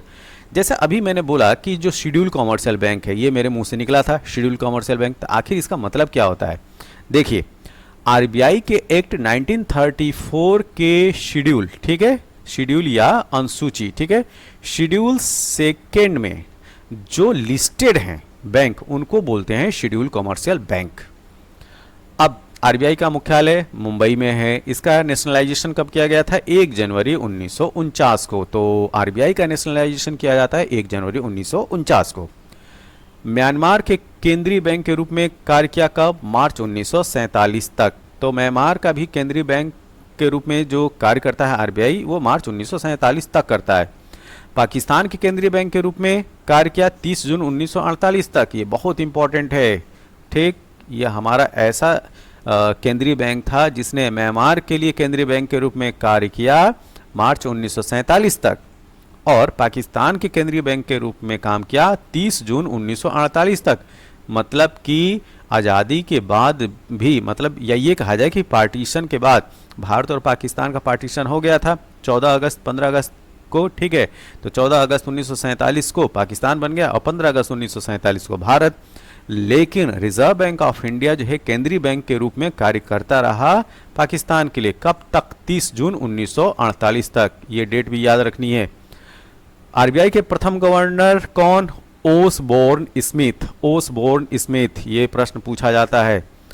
अब अगर ये पूछा जाए कि प्रथम भारतीय गवर्नर कौन थे, तो सीडी देशमुख। तो सीडी देशमुख का भी नाम जरूर याद रखिएगा।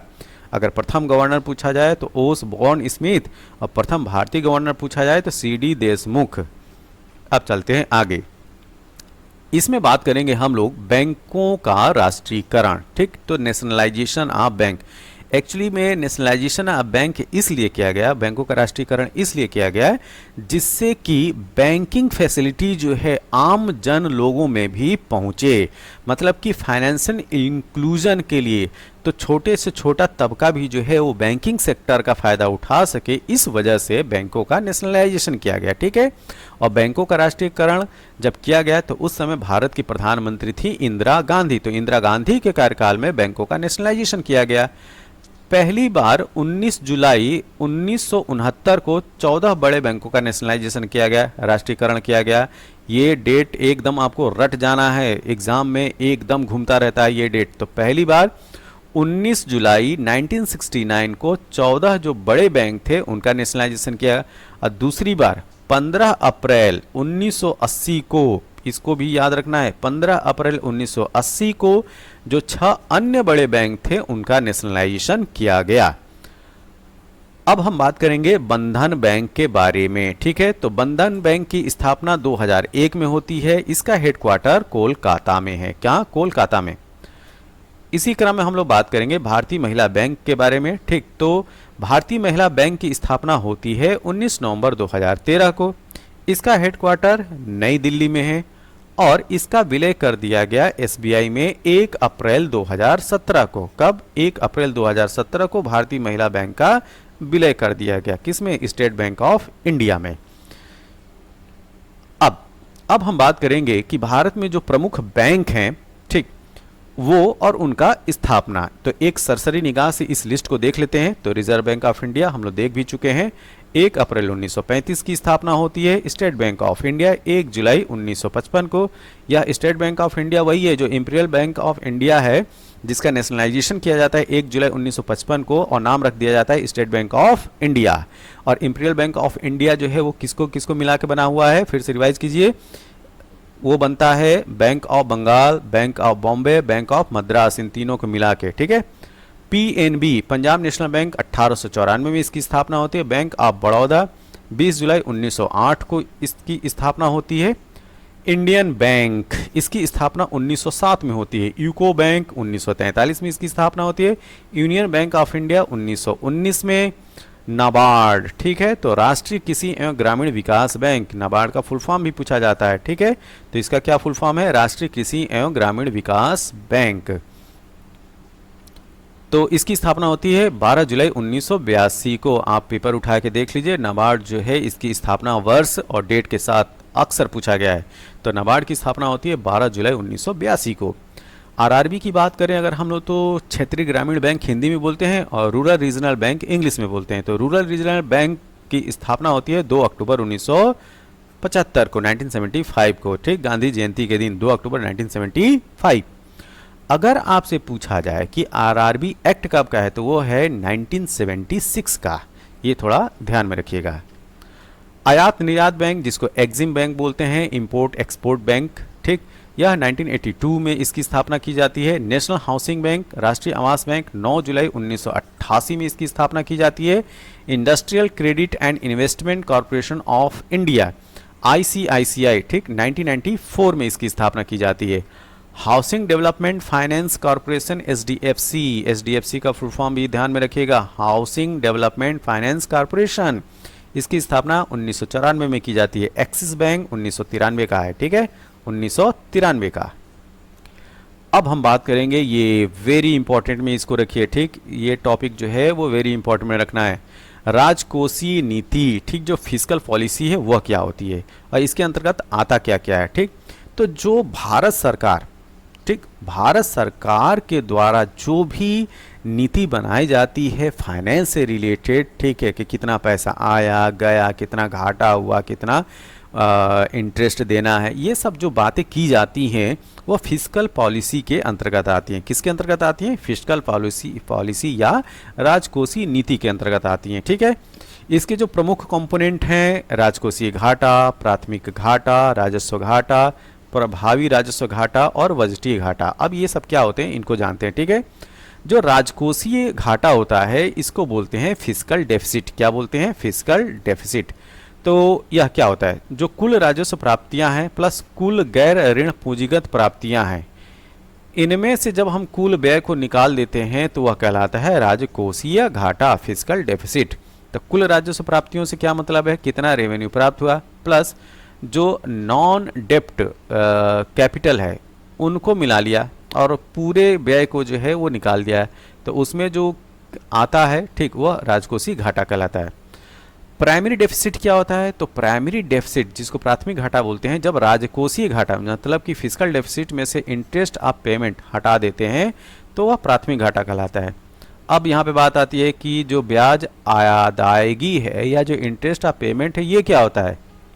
देखिए, देश जो है पब्लिक से या विदेश में जो अंतर्राष्ट्रीय जो संस्थाएं हैं, वित्तीय संस्थाएं हैं, उनसे पैसा लिए रहता है, ऋण लिए रहता है। उस ऋण पे जो ब्याज होता है उसको चुकाना जो है ब्याज अदायगी कहलाता है, ठीक है। तो ऋण के ऊपर जो ब्याज होता है, इंटरेस्ट होता है, उसको चुकता करना इंटरेस्ट ऑफ पेमेंट कहलाता है, ठीक है। तो फिर जो प्राइमरी डेफिसिट है वो क्या है? जब हम फिस्कल डेफिसिट में से ब्याज अदायगी, इंटरेस्ट ऑफ पेमेंट को घटा देते हैं तो प्राथमिक घाटा कहलाता है।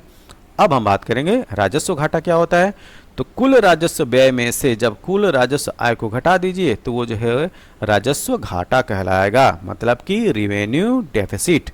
तो जितना भी रिवेन्यू खर्चा है, ठीक, तो revenue expenditure minus revenue income, ठीक है। प्रभावी राजस्व घाटा क्या होता है? तो इफेक्टिव, ठीक है, इफेक्टिव रेवेन्यू डेफिसिट क्या होगा? जब राजस्व घाटा में से राज्यों को दिया गया जो विकास अनुदान है, जब उसको आप घटा देंगे तो वह कहलाएगा इफेक्टिव रेवेन्यू डेफिसिट। बजटीय घाटा क्या होता है? कुल व्यय में से कुल प्राप्तियां, मतलब कि टोटल एक्सपेंडिचर में से टोटल रिसिप्ट अगर आप घटा देते हैं तो वह कहलाएगा बजटीय घाटा। तो ये सारी बातें हो गई फिस्कल पॉलिसी से रिलेटेड। अब हम बात करेंगे बजट और इससे संबंधित जो महत्वपूर्ण तथ्य हैं उनके बारे में। आय व्यय के विस्तृत विवरण को क्या बोलते हैं? बजट कहते हैं। भारतीय संविधान में बजट को वार्षिक वित्तीय विवरण कहा गया है, जिसका जिक्र अनुच्छेद 112 में किया गया है। एक से ध्यान रखिएगा, भारत के संविधान में कहीं पे भी बजट शब्द का उल्लेख नहीं है। क्या उल्लेख है? वार्षिक वित्तीय विवरण, जिसको बोला जाता है एनुअल फाइनेंशियल स्टेटमेंट, ठीक है, एनुअल फाइनेंशियल स्टेटमेंट बोलते हैं, और जिसका जिक्र 112 में किया गया है, ठीक है, अनुच्छेद 112 में। बजट का निर्माण वित्त मंत्रालय, अन्य मंत्रालयों, नीति आयोग व कैग, कंट्रोलर ऑडिटर जनरल की सहायता से करता है। तो इन सब की सहायता से जो है बजट तैयार होता है। बजट वित्तीय वर्ष की अगर हम बात करें तो 1 अप्रैल से लेकर 31 मार्च तक चलता है। बजट पेश करने के 75 दिन के अंदर बजट का पारित होना आवश्यक है संसद में। तो बजट पेश करने के 75 दिन के अंदर ही बजट का पारित होना आवश्यक होता है। अगर बजट जो है बहुमत से पारित नहीं हुआ तो सरकार जो है गिर जाएगी, ये भी ध्यान रखिएगा। तो ये जो दिन है 75 डेज, इसको ध्यान में रखना है। भारत का पहला बजट ब्रिटिश अर्थशास्त्री जेम्स विल्सन ने वर्ष 1860 में प्रस्तुत किया था और स्वतंत्र भारत का पहला बजट 26 नवंबर 1947 को उस समय के जो वित्त मंत्री थे आर के खड़मुखम चेट्टी, क्या खड़मुखम चेट्टी ने पेश किया था। ठीक है, तो स्वतंत्र भारत का अगर पहला बजट आपसे पूछा जाए कि कब प्रस्तुत किया गया था तो 26 नवंबर 1947 को, और उस समय के वित्त मंत्री थे आर के खड़मुखम चेट्टी ने पेश किया था।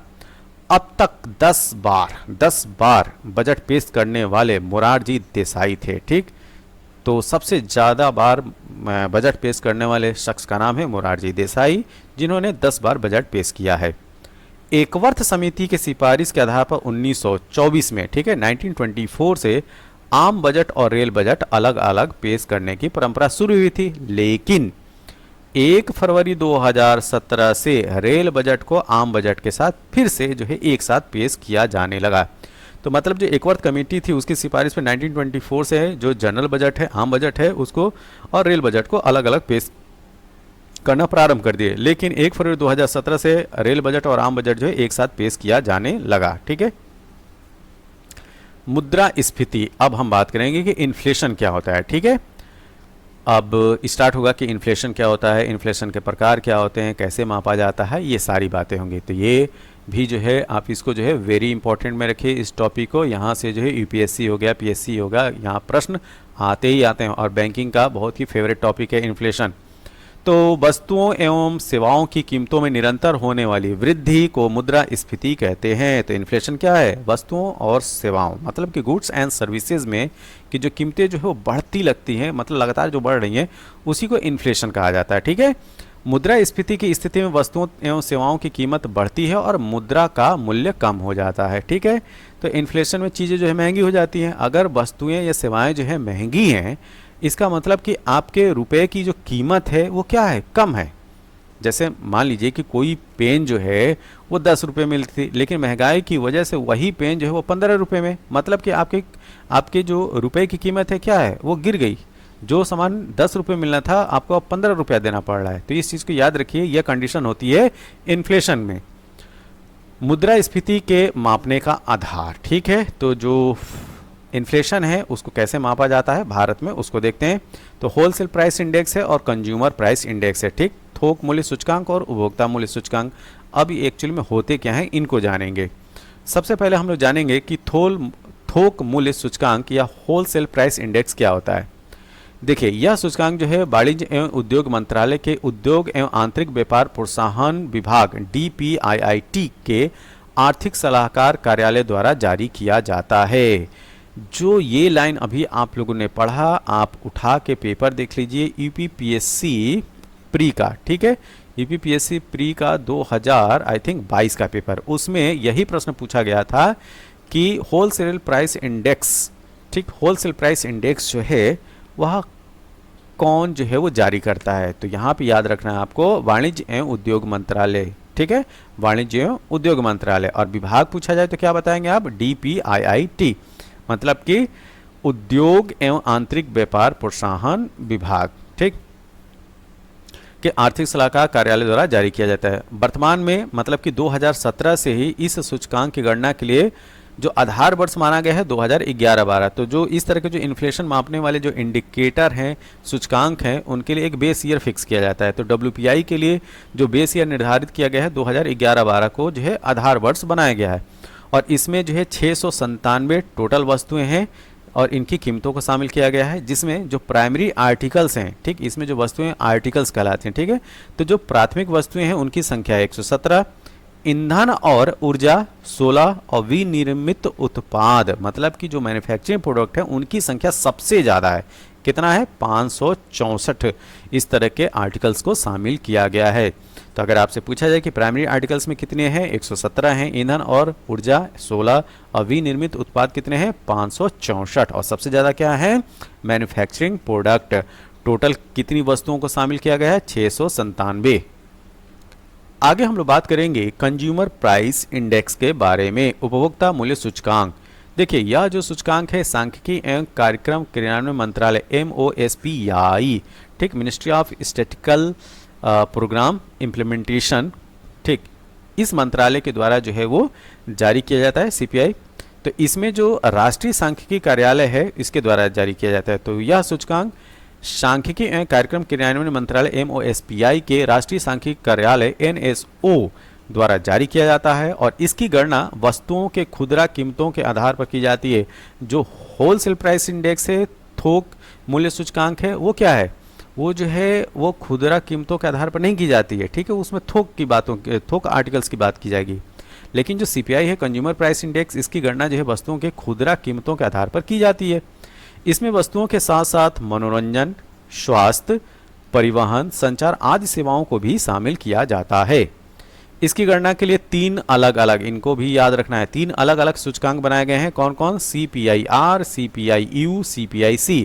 मतलब कि ग्रामीण क्षेत्र के लिए CPI, consumer price index for R for rural, फिर consumer price index U for urban, consumer price of index for C for combined, ठीक, रूरल और अर्बन कंबाइंड। अब हम बात करेंगे कुछ जो इंपॉर्टेंट पॉइंट्स हैं इससे रिलेटेड, उनके बारे में। जो नया उपभोक्ता जो सूचकांक है, जो कंज्यूमर प्राइस इंडेक्स है, वह फरवरी 2011 में जारी किया गया, जिसमें वर्ष 2012 को आधार वर्ष बनाया गया, ठीक है। तो आधार वर्ष याद रखिए 2012 को बनाया गया है। औद्योगिक श्रमिकों मतलब कि इंडस्ट्रियल वर्कर, एग्रीकल्चर लेबरर और रूरल लेबरर के लिए उपभोक्ता मूल्य सूचकांक CPI श्रम ब्यूरो द्वारा जारी किया जाता है। किसके द्वारा? लेबर ब्यूरो के द्वारा, ठीक। और श्रम ब्यूरो श्रम एवं रोजगार मंत्रालय के अंतर्गत कार्य करता है, ठीक है। किस मंत्रालय के अंतर्गत आएगा? श्रम एवं रोजगार मंत्रालय के अंतर्गत। भारत में मुद्रास्फीति का मापन जो है थोक मूल्य सूचकांक होलसेल प्राइस इंडेक्स के आधार पर किया जाता है। इसको वेरी इंपॉर्टेंट में रखिए, ठीक है। तो भारत में इन्फ्लेशन का जो मापन है वह थोक मूल्य सूचकांक के आधार पर करते हैं, होलसेल प्राइस इंडेक्स के आधार पर किया जाता है। और जो डेवलप्ड नेशन है, ठीक है, जो विकसित देश हैं, उसमें मुद्रास्फीति के मापन के लिए उपभोक्ता मूल्य सूचकांक मतलब कि कंज्यूमर प्राइस इंडेक्स के आधार पर किया जाता है। अब हम बात करेंगे इकोनॉमी में गरीबी, ठीक है। गरीबी से संबंधित प्रश्न जो है वो अक्सर आते हैं, ठीक। तो गरीबी क्या है उसको जान लेते हैं। गरीबी किसको मानते हैं इसको देखते हैं। तो गरीबी ऐसी स्थिति है जिसमें व्यक्ति अपने पास उपलब्ध संसाधनों से अपनी न्यूनतम आवश्यकताओं, यहाँ पे यही शब्द याद रखना है, ठीक है, न्यूनतम आवश्यकताओं की भी पूर्ति नहीं कर पाता है। इन न्यूनतम आवश्यकताओं में क्या होगा? भोजन, कपड़ा, मकान, शिक्षा तथा स्वास्थ्य संबंधी जो भी न्यूनतम मानवीय आवश्यकताएं हैं उनको शामिल किया गया है, ठीक है। तो जो उसकी जो मिनिमम जीने के लिए भी जो रिक्वायरमेंट है उसको भी फुलफिल ना कर पाए वह कहलाएगा गरीब, ठीक। तो गरीबी ऐसी स्थिति है जिसमें व्यक्ति अपने पास उपलब्ध संसाधनों से अपनी न्यूनतम आवश्यकताओं की भी पूर्ति नहीं कर पाता है। इस न्यूनतम आवश्यकताओं में क्या है? भोजन, कपड़ा, मकान, शिक्षा, स्वास्थ्य संबंधी न्यूनतम मानवीय आवश्यकताओं को शामिल किया जाता है। भारत में गरीबी का अनुमान जो है NSSO के परिवार उपभोग व्यय के सर्वे के आधार पर लगाया जाता है, ठीक है। तो गरीबी का अनुमान कौन लगाता है? नेशनल सैंपल सर्वे ऑफिस के द्वारा। योजना आयोग, अब तो नीति आयोग हो गया, ठीक है। इसके द्वारा उपभोग व्यय स्तर शहरी क्षेत्रों में प्रति व्यक्ति अगर 2100 कैलोरी प्रतिदिन और ग्रामीण क्षेत्रों में 2400 कैलोरी प्रतिदिन अगर वो कंज्यूम करता है, ठीक, तो गरीबी रेखा ये उनके लिए निर्धारित की गई। मतलब कि अगर 2100 से ऊपर है तो वो गरीबी रेखा से ऊपर है, ठीक है। कहाँ पे? रूरल एरिया में।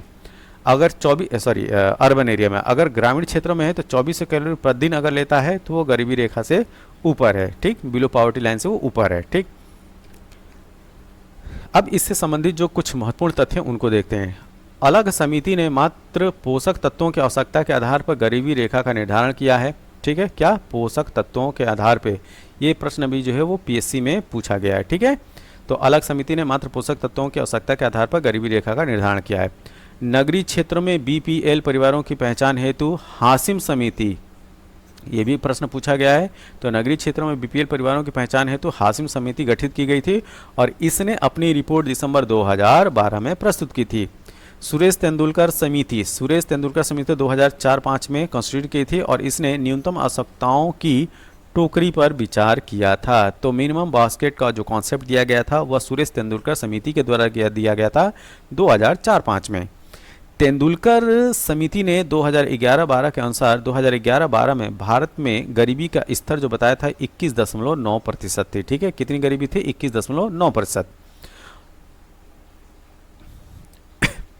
सी रंगराजन समिति 2012 के अनुसार 2011-12 में भारत में 29.5% लोग गरीब थे। कितने? 29.5%। तो ये दोनों जो समिति हैं, तेंदुलकर समिति और सी रंगराजन समिति, उन दोनों का रेफरेंस देके पूछा जाता है कि इनके द्वारा निर्धारित जो गरीबी स्तर थी वो कितने परसेंट थी। ठीक, तो तेंदुलकर समिति के अनुसार जानिएगा 21.9% और सी रंगराजन समिति के अनुसार जानिएगा 29.5%।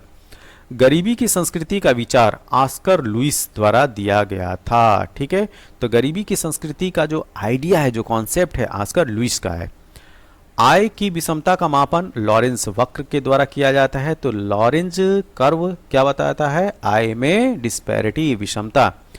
निर्धनता के दुष्चक्र की अवधारणा का प्रतिपादन रैगनर नक्से, ठीक है, कौन? रैगनर नक्से ने वर्ष 1953 में अपनी पुस्तक problem of the capital formation in under developed countries में प्रकाशित किया था। ठीक है, तो ये फैक्ट भी काफ़ी इंपॉर्टेंट है। कभी कभी जो है, जो इकोनॉमिस्ट होते हैं उनके द्वारा प्रतिपादित जो कॉन्सेप्ट होते हैं या जो पुस्तक्स होती हैं उनके भी नाम पूछे जाते हैं। ठीक है, तो अगर आपसे पूछा जाए कि जो निर्धनता के दुष्चक्र मतलब कि विशियस साइकिल ऑफ पॉवर्टी की जो अवधारणा है उसके प्रतिपादन कौन थे? ठीक, तो रैगनर नक्से। ठीक, इन्होंने 1953 में अपनी पुस्तक problem of the capital formation in under developed countries में प्रकाशित किया था। तो इनकी जो पुस्तक है इसका नाम एकदम रट जाइए। ठीक, इस समय जो है एक ट्रेडिशन जो है स्टार्ट हो चुका है, जो फेमस जो बुक्स वगैरह हैं उनके नाम जो है अक्सर एग्जाम में पूछे जा रहे हैं। ठीक है, तो रैगनर नक्से की जो पुस्तक है problem of the capital formation in under developed countries, इसको ध्यान में रखना है। ठीक है, अब हम बात करेंगे सेबी के बारे में, security exchange board of India. तो इसको हिंदी में बोलते हैं भारतीय प्रतिभूति एवं विनिमय बोर्ड। तो security and exchange board of India, ये उसके हो गया इसका पूरा नाम। इसकी स्थापना होती है 12 अप्रैल 1988 को। नेशनलाइजेशन किया जाता है 30 जनवरी 1992 को। कब? 30 जनवरी 1992 को। इसका हेडक्वार्टर है मुंबई। जिस तरह से आरबीआई का हेडक्वार्टर कहाँ है? मुंबई, उसी तरीके से सेबी का भी मुख्यालय मुंबई में ही है। ठीक, तो इसका मुख्य कार्य क्या है? पूंजी बाजार का नियमन करना। जो कैपिटल मार्केट है जिसमें आप लोग शेयर मार्केट सुना होगा, बीएससी, एनएससी मतलब कि Bombay stock exchange, national stock exchange, ठीक, इनका रेगुलेशन करने का जो काम करती है वो सेबी करती है, security exchange board of India करती है। ठीक, इससे जो पूर्ववर्ती जो कंपनियां थी वो आईडीबीआई, आईसीआईसीआई और आईएफसीआई थी। ठीक, तो industrial development bank of India, IDBI, ICICI और आईएफसीआई जो है, इनको ही मिलाकर जो है वो सेबी जो है वो तैयार होती है। ठीक, अब हम बात करेंगे बीएसई के बारे में, बॉम्बे स्टॉक एक्सचेंज के बारे में। इसकी स्थापना 1875 में हुई थी और 30 बड़ी कंपनियों के शेयरों के मूल्य को दिखाता है। तो बीएसई में जो इनलिस्टेड जो कंपनियां हैं उनकी संख्या कितनी है? 30 है। यह एशिया का सबसे पुराना स्टॉक एक्सचेंज है और यह मुंबई के दलाल स्ट्रीट में स्थित है। तो मुंबई के दलाल स्ट्रीट में स्थित है बॉम्बे स्टॉक एक्सचेंज, जिसकी स्थापना होती है 1875 में और इसमें लिस्टेड कंपनियों की संख्या 30 है। अब हम बात करेंगे जो प्रमुख वित्तीय समितियां हैं। ठीक, ये यहाँ से जो प्रश्न आते हैं उनको डील करने के लिए ये लिस्ट है, इसको देखेंगे। ठीक है, तो इस साइड में जो है वो समिति का नाम दिया है और उसकी ऑब्जेक्टिव क्या थी उसकी बात की गई है। तो एस तारापुर समिति जो है वो विदेशी विनिमय में पूंजी खाता परिवर्तनीयता हेतु सुझाव देने के लिए यह समिति कॉन्स्टिट्यूट की गई थी। नरसिम्हन समिति बैंकिंग सुधार हेतु सुझाव दिया था इन्होंने। गोईपोरिया समिति प्राथमिक मतलब कि शहरी और सहकारी बैंकों से ग्राहक सेवा में सुधार के लिए यह समिति आई थी। नचिकेत मोर समिति, ये काफ़ी इंपॉर्टेंट है। तो निम्न आय वाले परिवारों एवं छोटे व्यवसायियों को व्यापक वित्तीय सेवाएं उपलब्ध कराने हेतु इस समिति को कॉन्स्टिट्यूट किया गया था। दीपक पारेख समिति, यह वित्तीय अवसंरचना में सुधार हेतु इस समिति का गठन किया गया था। ठीक है, ए घोष समिति, ए घोष समिति जो है बैंकों में धोखाधड़ी रोकने के हेतु सुझाव दिया था ए घोष समिति ने। वाई वी रेड्डी समिति, ठीक है, ये फाइनेंस कमीशन के जो है वो चेयरमैन भी रहे हैं। ठीक है, तो वाई वी रेड्डी छोटी बचतों से जुड़ी व्यवस्था सुधार हेतु जो है यह समिति कॉन्स्टिट्यूट की गई थी। ठीक है, आबिद हुसैन समिति, ये प्रश्न पूछा गया है। तो आबिद हुसैन समिति रिलेटेड है लघु उद्योग एवं व्यापारिक नीति सुधार हेतु। एनकेसी समिति एफआरबीएम अधिनियम की समीक्षा के लिए, ठीक है। तो फिजिकल रिस्पॉन्सिबल बजट मैनेजमेंट जो है एक्ट, उसकी समीक्षा के लिए एनकेसी समिति बनी थी।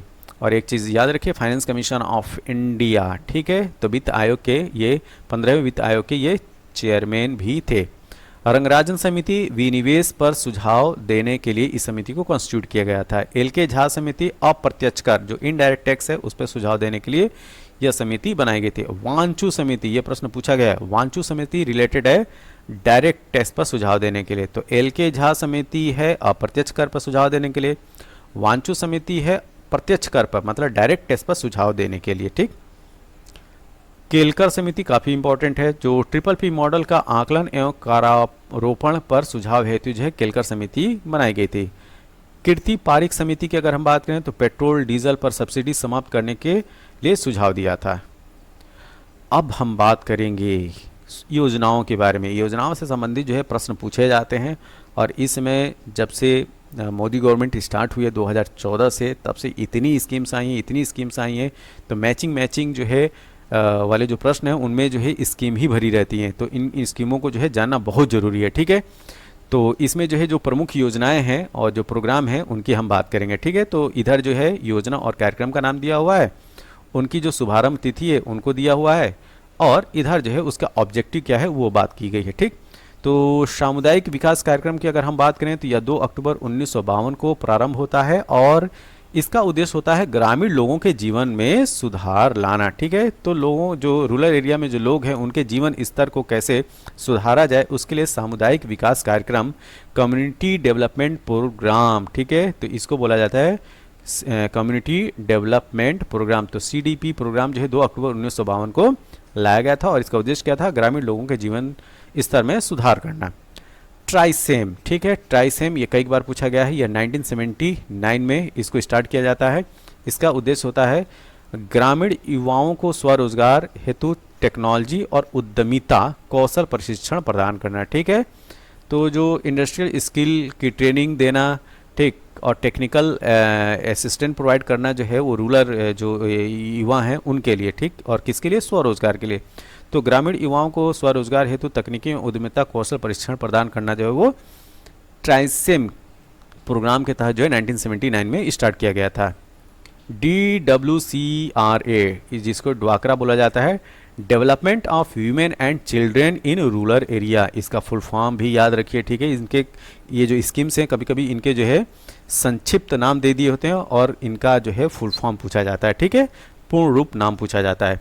तो development of women and children in rural area 1800 या 1982, ठीक है। 1982 में ग्रामीण क्षेत्र की महिलाओं एवं बच्चों के विकास करने के लिए इसको स्टार्ट किया गया था। इंदिरा आवास योजना 1985 में यह स्कीम प्रारंभ की गई थी। SC ST और BPL परिवारों को पक्का आवास प्रदान करना इसका उद्देश्य था। मिड डे मील बहुत इंपॉर्टेंट है, मध्याह्न भोजन योजना वर्ष 2021 में इसका नाम बदलकर जो है PM पोषण कर दिया गया है। जो मिड डे मील हुआ करता था, ठीक, अब आज की डेट में 2021 के बाद इसका नाम क्या हो गया, PM पोषण, ठीक है, PM पोषण। तो मिड डे मध्याह्न भोजन योजना का प्रारंभ जो है 15 अगस्त 1995 को होता है। इसमें क्या करते हैं, तो 1 से 8वीं कक्षा तक के बच्चों को दोपहर में पोषण युक्त भोजन उपलब्ध कराना। ध्यान रखिए, जो मध्याह्न भोजन योजना है 2021 में इसी का नाम बदल के रख दिया गया है PM पोषण, ठीक। स्वर्ण जयंती शहरी रोजगार योजना SJSRY, ये जो संक्षिप्त नाम है इनको भी जहन में रखना बहुत जरूरी है, ठीक है।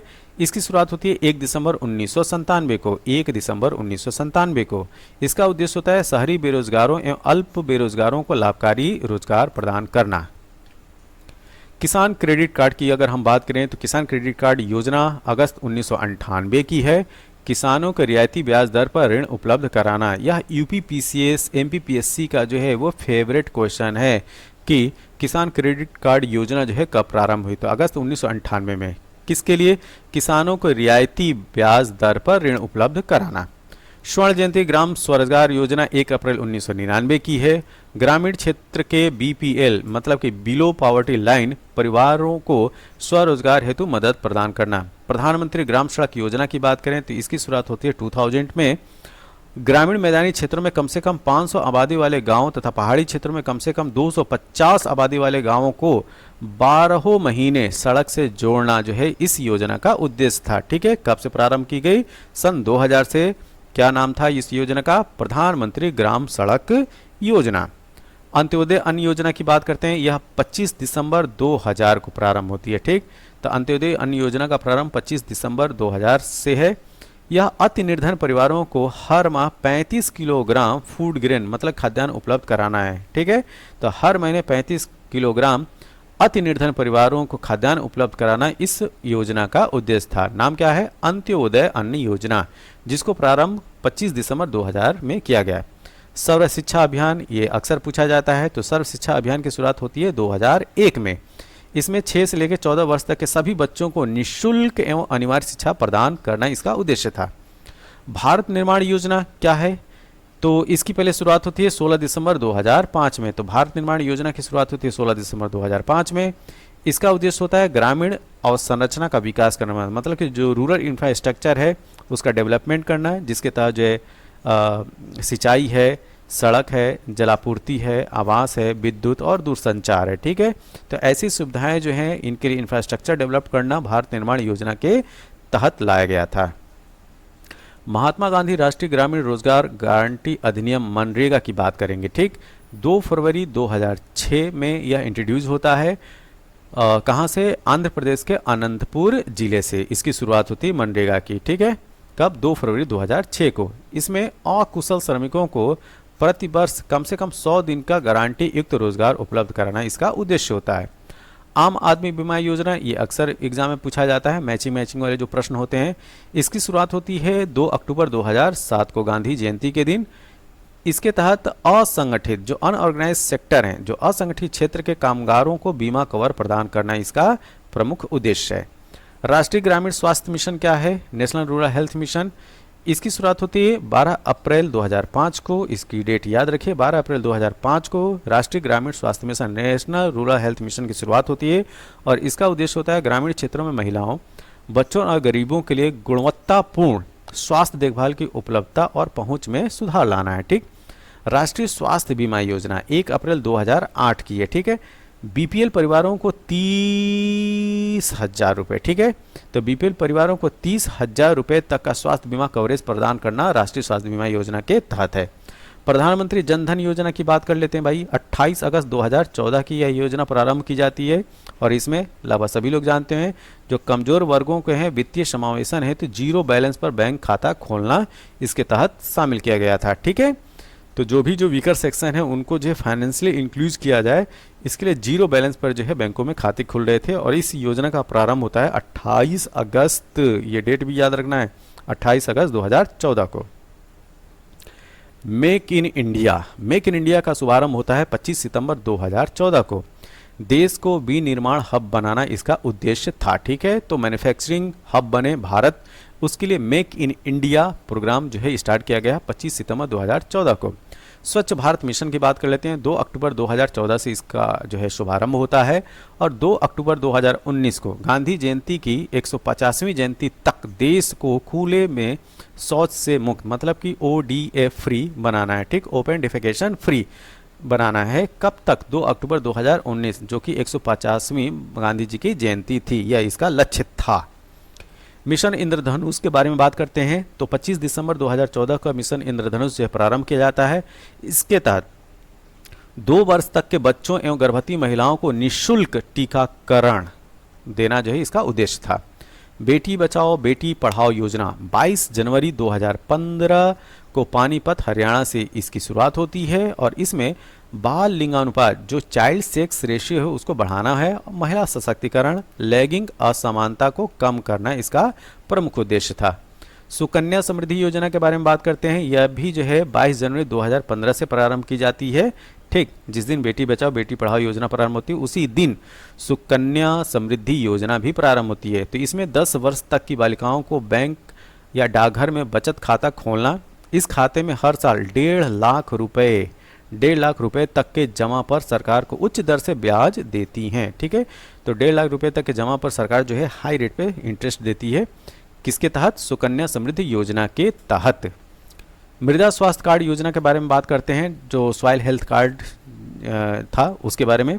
तो 19 फरवरी 2015 को इस स्कीम की शुरुआत होती है। कहाँ से? राजस्थान के सूरतगढ़ से। राजस्थान के सूरतगढ़ से इस स्कीम को प्रारंभ किया जाता है। तो मृदा के स्वास्थ्य की जांच कर किसानों को मृदा स्वास्थ्य कार्ड उपलब्ध कराना इसका उद्देश्य था। प्रधानमंत्री मुद्रा योजना की अगर हम बात करें तो इसकी शुरुआत होती है 8 अप्रैल 2015 को। तो छोटे उद्यमियों को बिना गारंटी 10 लाख रुपए तक का बैंक ऋण उपलब्ध कराना इसका प्रमुख उद्देश्य था। किसका? प्रधानमंत्री मुद्रा योजना का, जिसकी शुरुआत जो है 8 अप्रैल 2015 को की गई। अब हम बात करेंगे प्रधानमंत्री सुरक्षा बीमा योजना। ठीक है, इसके लिए जो आयु सीमा निर्धारित की गई थी 18 से 70 वर्ष और प्रीमियम जो है 20 रुपये प्रति वर्ष रखा गया था। इसकी शुरुआत होती है 9 मई 2015 को। इसमें है क्या? तो दुर्घटना से मृत्यु की दशा में बीमा धारक को 2 लाख रुपए का बीमा कवर प्रदान करना इसका उद्देश्य था। किसका? प्रधानमंत्री सुरक्षा बीमा योजना का। ठीक, आयु सीमा क्या थी? 18 से 70 वर्ष। प्रीमियम अमाउंट क्या था? 20 रुपये प्रति वर्ष। कब से शुरुआत होती है? 9 मई 2015 से। प्रधानमंत्री जीवन ज्योति बीमा योजना, आयु सीमा 18 से 50 वर्ष के लिए, प्रीमियम राशि रखी गई थी 436 रुपये पर ईयर। 9 मई 2015 को ये भी प्रारंभ होती है। इसमें क्या है? दुर्घटना से मृत्यु या स्वाभाविक मृत्यु दोनों ही दशा में बीमा धारक को 2 लाख रुपए बीमा कवर प्रदान करना इसका प्रमुख उद्देश्य था। प्रधानमंत्री आवास योजना शहरी अर्बन की हम बात करते हैं। ठीक है, तो 25 जून 2015 को यह योजना जो है प्रारंभ होती है। इसमें गरीब शहरी परिवारों को पक्का आवास उपलब्ध कराना जो है इसका प्रमुख उद्देश्य था।